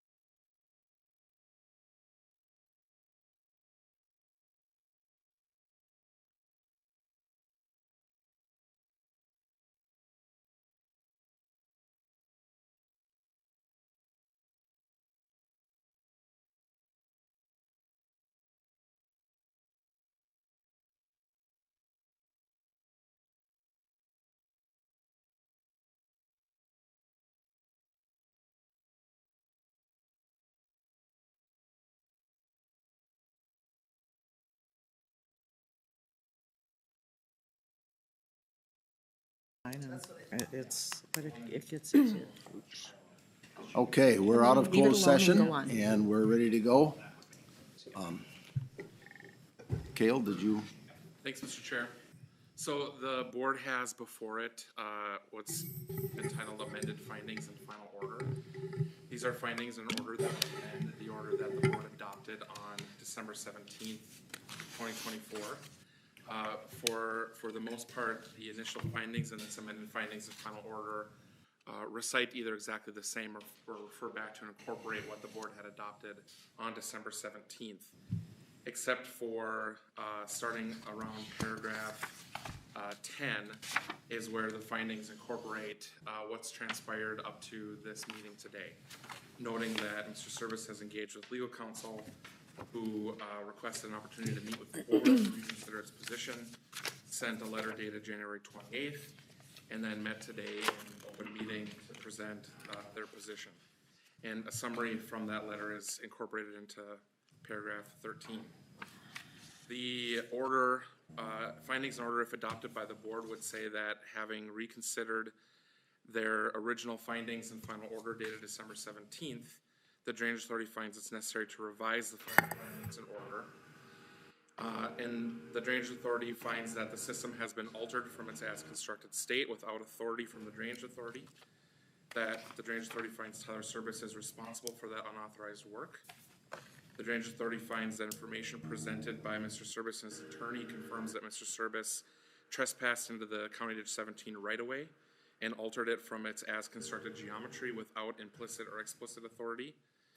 The Drainage Authority finds the restoration options depicted in the restoration report are necessary, feasible, and beneficial, and that the Drainage Authority finds that the December 17th order must be amended to authorize the Drainage Authority's legal counsel to take all necessary action to carry out the Drainage Authority's findings and order to restore County Ditch 17, to hold Mr. Service financially responsible for all costs incurred as a result of investigating and restoring the unauthorized work, including but not limited to engineering fees, legal fees, costs of noticing the hearing, and construction costs.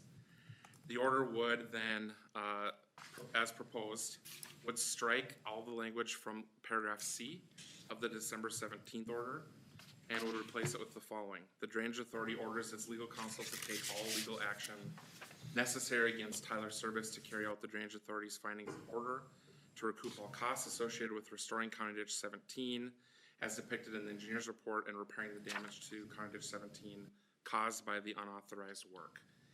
Mr. Chair, if this findings order is adopted, then we would use this as our authority to prepare and serve a summons and complaint for the trespass and the nuisance against Mr. Service for getting the ditch system restored. I can take questions on this, or if the board is ready to act on it, it's by motion to approve the amended findings and final order, and the vote on that motion would be by roll call vote. Is there any further questions? Okay, then I would entertain a motion. Mr. Chair, I make a motion to accept the amended findings and final order. Okay, we have a motion by Oberg, I'll second that, Mr. Chair. second by Schmidt. Is there any further discussion? Hearing none, we have a roll call vote on this. Commissioner Oberg? Yes. Commissioner Van Ort? Yes. Commissioner Samke? Yes. Commissioner Schmidt? Yes. Commissioner Johnson? Yes. Motion carries. That's all I have, Mr. Okay, Chair. thank you. All right, back to work.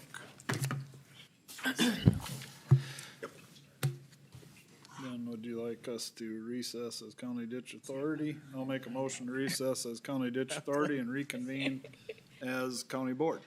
So moved by Commissioner Schmidt, Second. second by Commissioner Samke.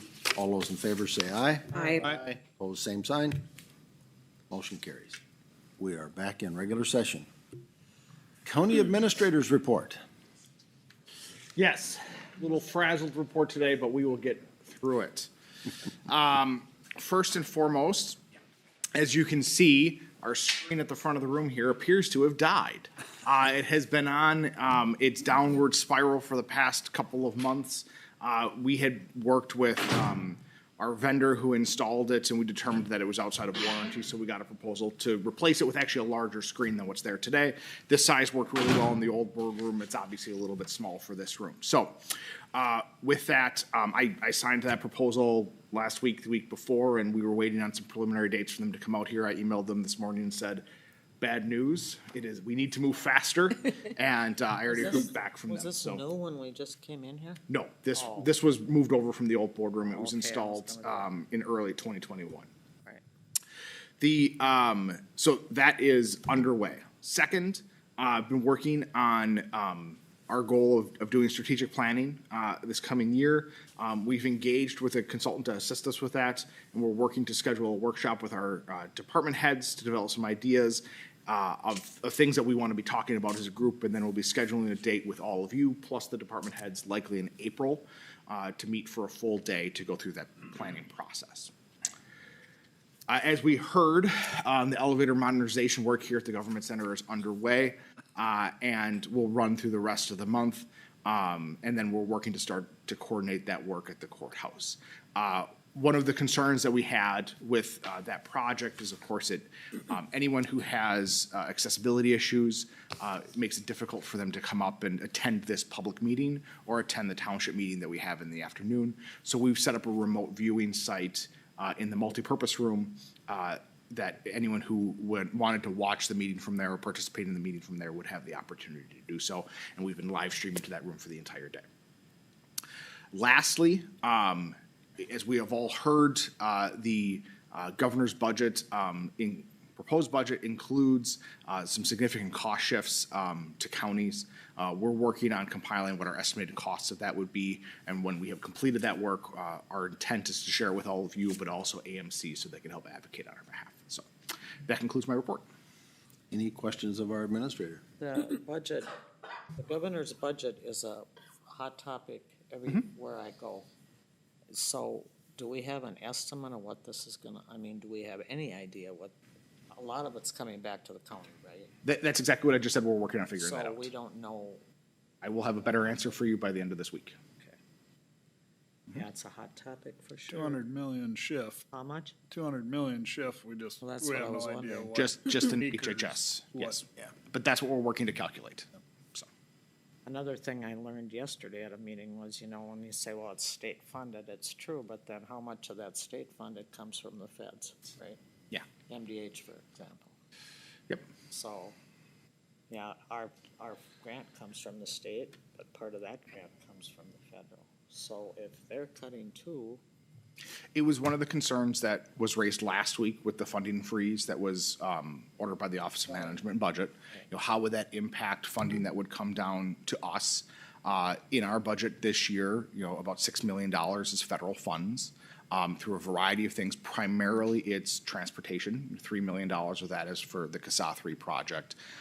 There's around $3 million as well that's coming out of the HHS side of things. A portion of that's in the public health portion side. Some of it is programmatic money that pays for services that residents receive.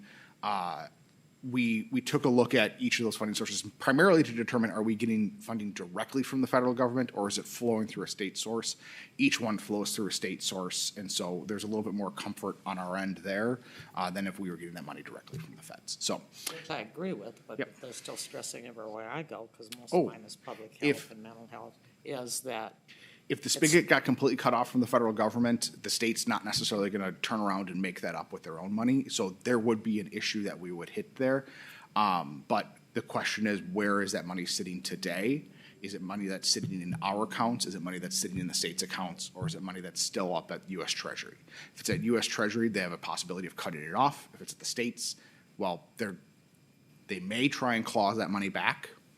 I don't know. But as we can see, there's a lot of uncertainty that's out there right now. And that uncertainty is providing folks like me some anxiety because you worry about, will the money be there when we need to write the checks? So that concludes my report. Beth, if you want to just I didn't start have us my- off. I had a shelter meeting on the 23rd. We went over our annual report. Still getting lots of animals in. Adoptions are still down. We did a election of all officers for the year. We welcomed Lori Johnson as a member from Meeker, which we're looking forward to. She's Is she gonna. president? No, not yet, but You I haven't did, nominated her I did yet? put her on one committee.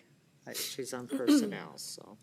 And this is our big fundraising coming up in February, Save Our Tails. So if anybody has anything they'd like to donate to the online auction, I'd be glad to pick it up. They have to be delivered by the 13th. And if not, at least I hope you'll go on and look at it, and maybe bid on it or something. Or any donations are fine.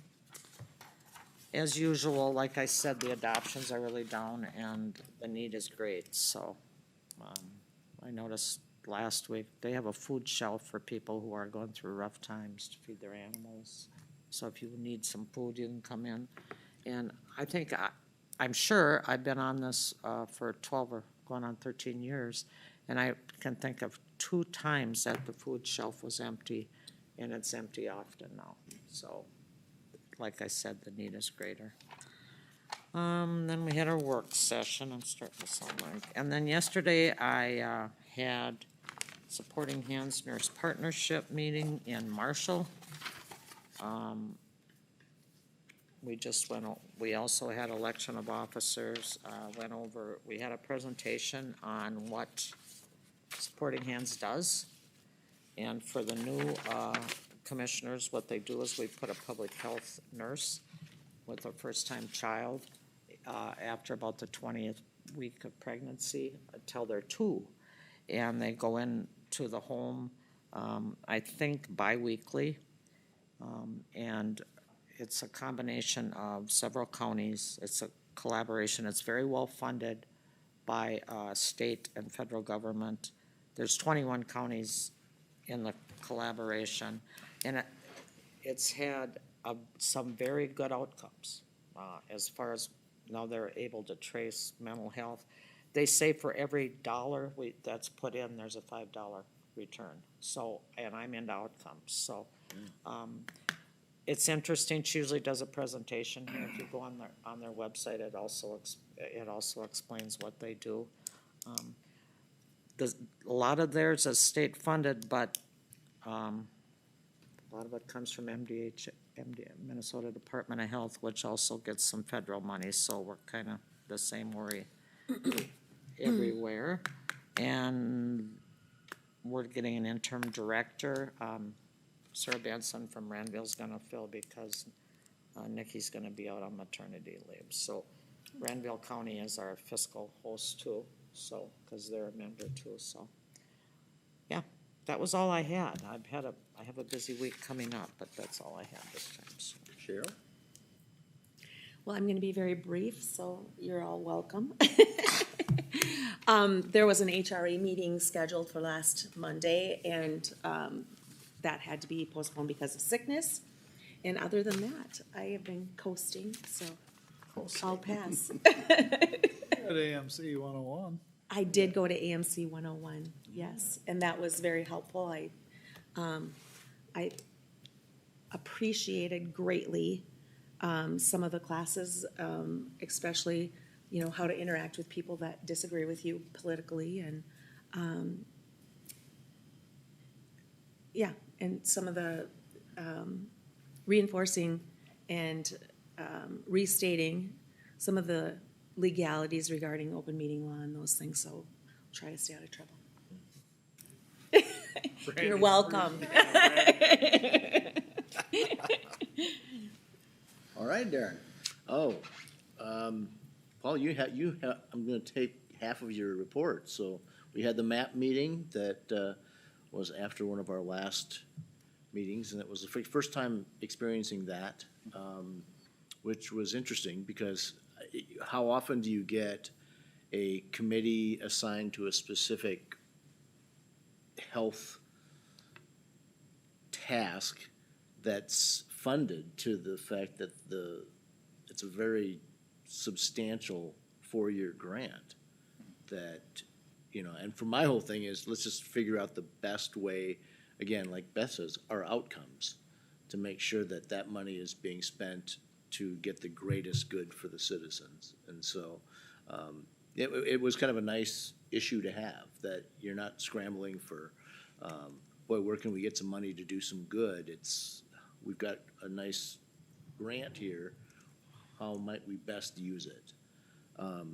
So that was kind of cool.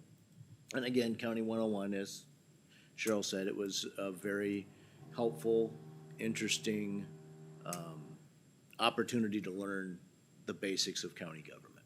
And, you know, and you're always going to learn. And so that was a blessing. And then the last one was the AIS, the Aquatic Invasive Species meeting. That was, again, I said I grew up in Groton, South Dakota. There ain't no lakes where I grew up, you know, with the Missouri River. East River or West River? That's the big East. discussion. It's all east, yeah. I mean, I grew up 17 miles east of Aberdeen on Highway 12. So, yeah, that was a whole new world. And just the fact that the concern there is the reduction of state support is a very big concern, because if you don't allocate your resources well and you get behind the curve on something like an invasive species, the game can be lost. And so but it was nice to see the number of people and how well that particular committee seemed to be functioning, because they had been working together for quite some time and they know their stuff. I'm bringing nothing to the table here other than somebody who's learning and can kind of tout their success. You're and not supposed to say that part out loud.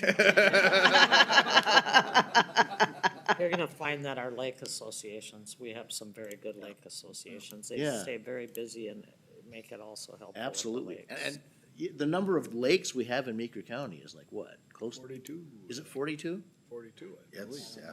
Yeah. Of varying sizes. So that was a very helpful and fascinating group to be a part of, so. And you have a few new members on there too, right? Yeah. Like, Yeah. So, Yeah. a few. 3 plus Darren. So, Yeah. Yep. You good? I'm good. All right. since last county board meeting, I sit on this 2911 work group for public safety, and it's on treatment and kind of they're looking over the way we handle our prisoners in our jails, and this work group was started when Commissioner Todd Patzer was the president of AMC, and he asked me to sit on this work group. And we had like 2 meetings in the first 3 months, and then nothing for like a year and a half now. And now we're on kind of a fast pace, and some of the concerns we have, and we've had these broader discussions, it kind of feels like the cake is pretty much baked, and now when we're coming back, you know, like they don't like a whole lot of input, even though you're there to give input. Pat O'Malley, and I can't remember what his position is, but he had brought up a lot. He sits on this work group as well, and he brought up a lot of good conversation. And it wasn't received well from DOC, Department of Corrections, from the state level. There was a little pushback within the meeting, and then there was emails afterwards to, you know, kind of watch our P's and Q's a little bit, but it was, actually, it was just a tough question in my mind. I didn't think he was intentionally.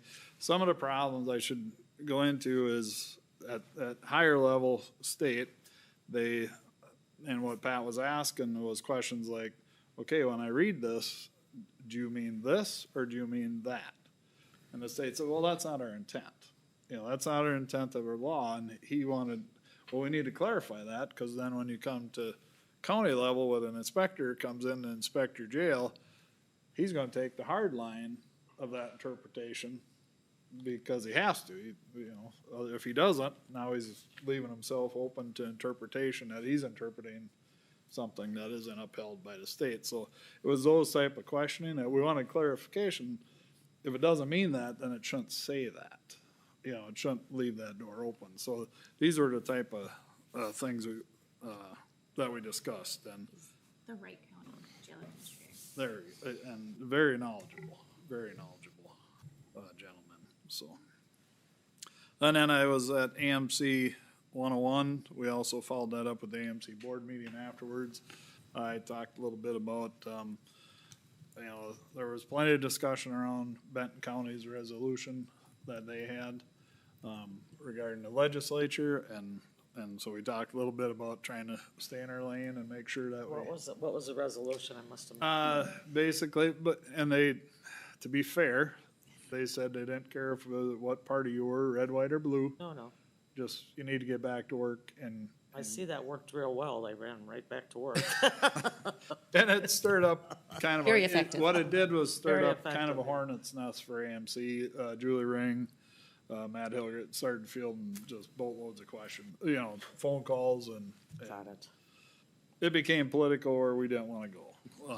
Not too nice. Which wasn't really Benton's intent either, but that's how quickly things can go Escalate. sideways. Grove City Care had a regular board meeting this Saturday from 11 to 1 at Holy Trinity Church there. They're having their Super Bowl fundraiser, which is sandwiches and soups. I think they got 13 different soups. I'm making chili for that one, so there Saturday morning. So if you have an opportunity, stop out there.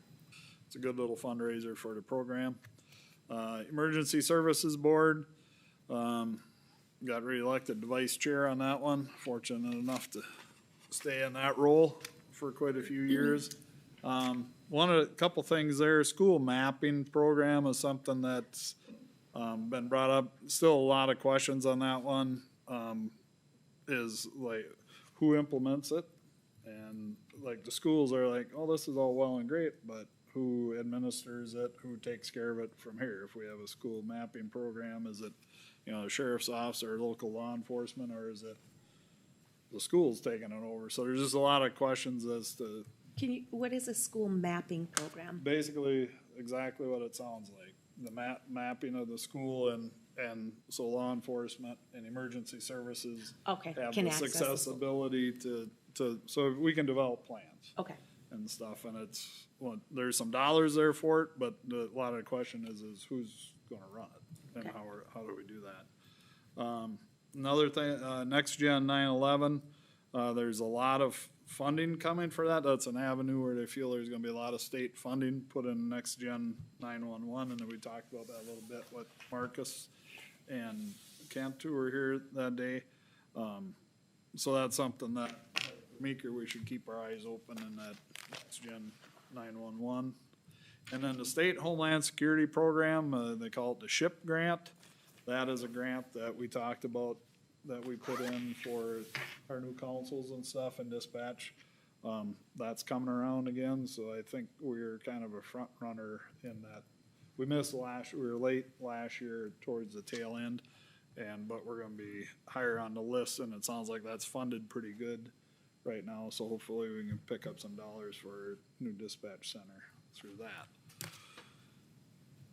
Then, on last Friday, I'm also on this, 1115 reentry program is what it's called, and it's people who've been in corrections, and now they're reentry back into the workforce, and it's a little bit over my head. I don't know if it's a Brandy's office, like if it's Brianna's line of work, or it's kind of between them and HHS, the way I read into it.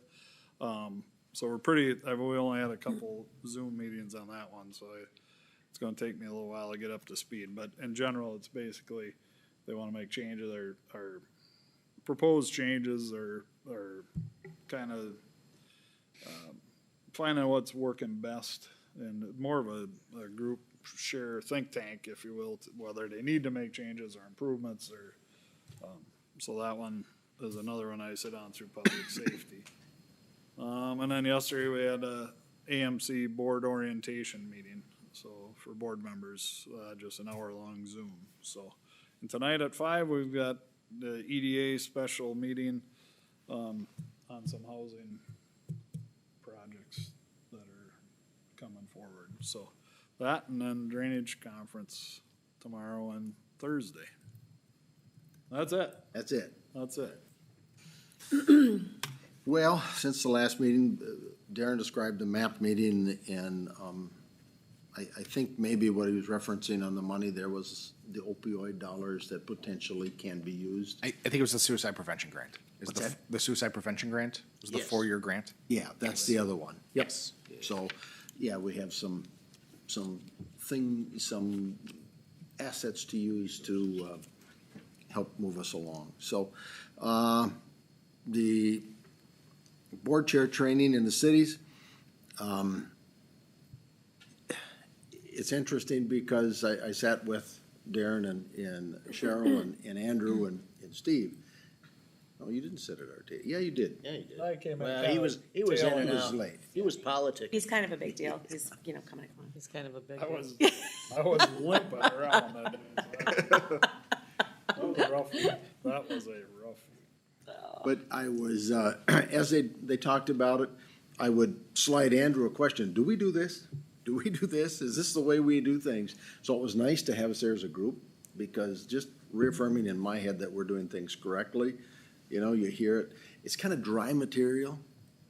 It just is. I'm sure you found it to be dry too, because they had to go through it. They didn't have a choice. They were trying to give us the rules and the regs. So I heard from another commissioner that had attended that wasn't that impressed with it. well, and Steve had probably had it before too. I didn't say a name. What is wrong with you? Not this. No, not that Steve. I not told that him Steve. you weren't that impressed with it either. But, There's a Maybe lot of popcorn would help, Steves in the world, so I think we're safe. but you weren't that impressed with it either, were you? Well, it was just, They're gonna do better, I think, yeah, next time. this was their first time with that, so they have things that they can do better. Mm-hmm.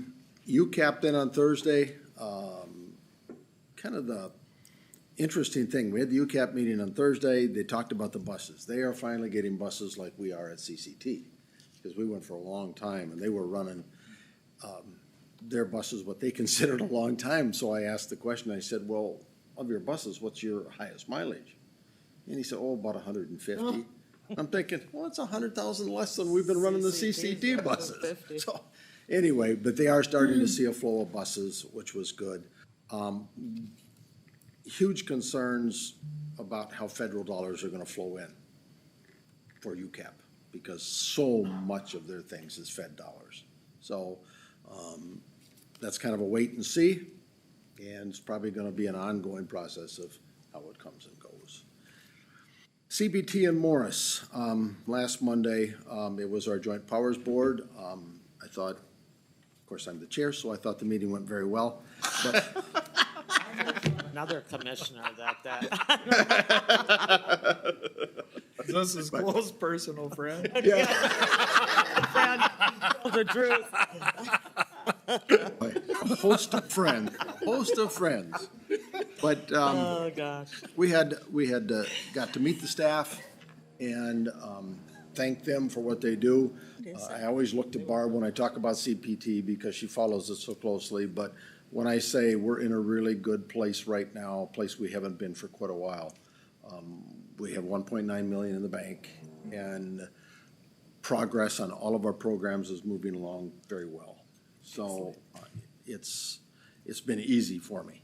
It really has, because when things go well, of course, they're always Are easy. they gonna send so. some money back then? or- Well, we just gotta pay back in I think was that? December. October? Yeah, October. something like that. I would have to look it up, but I can find that out. 50 or 55,000 we got I back. knew you that's talked about it. I great. didn't Yep. know the amount. So, Although I am finding a lot of these people now on these boards I'm on that have that extra surplus are kinda happy to have it right now. Yeah. Because. Out of that we concern. don't know. We don't know what's coming yeah, down the we're all pipe, we kinda know just nothing. Yours Yeah. is a little pumping the di- brakes a yours little bit, saying, let's different, wait and though, see. yeah. And then we had a board chair virtual, which was interesting because once again, Andrew's on it and we're emailing back and forth with different things. And so it really makes a difference if one of your partners is there hearing, because you maybe don't hear it quite the same as they do. Gives you a chance to reiterate. Yesterday, we had a CCT building committee meeting down in Olivia.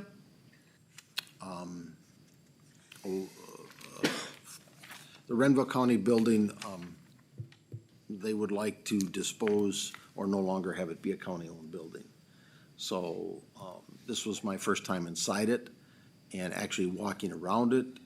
There's considerable more land there than I thought. there? Yeah, it runs up to the east, up to the railroad tracks, because you know, the railroad is pretty fussy about how close you get to them. But, we have ample room if we ever needed to build on. There's more than enough room. So we need to maybe take a really hard look at that and consider that rather than going to a build. I 'Cause- just glanced while I was at a meeting down there across, but it didn't look very big to me. No, but once you go inside, it's totally different. Plus, there's that additional building off to the side that would be part of this parcel. Right. So, and we now have an appraisal on it too, so. So, and then I welcome you all this afternoon, to our township meeting, which commences at 1:30. 1:30. That's in here too. In here. To answer that question about CPT, and provide a little bit more information. So for the two new commissioners, CPT is we purchased a private company as a collection of counties. Each county contributed $175,000 back in 2018 towards that purchase.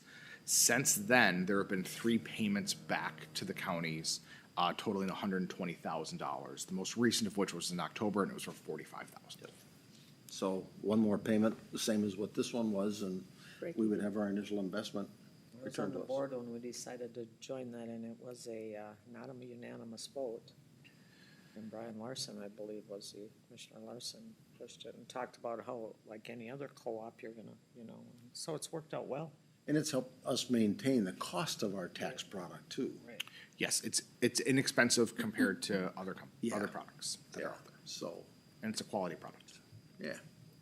With that, if, Mr. Chair, February 12th in Wade Park, there is a cyber security meeting too. And I just thought that's close to home, Andrew and I are going, are you? from 8 to noon. I'm thinking about it. Is it offered online or noon just? is a- over. There's 2 sessions that day. One is 8 to noon, and the other is 1 to 5 or something like that. So We're in for we're the signed whole up for day. both of them. Yep. If it is something that you're interested in doing, you have to have a FEMA student account number because it's run by FEMA.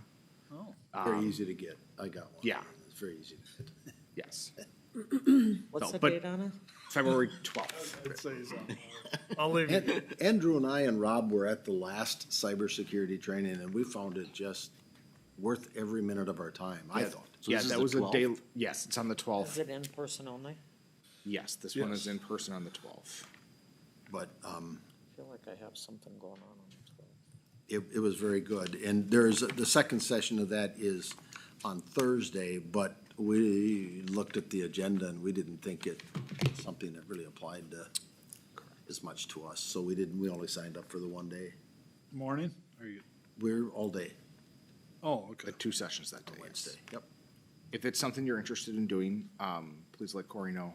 I'll try and find the email that has the information about it and send it out to the full board. Came through AMC, didn't it? Yeah, it did come from Yeah, I AMC. thought so.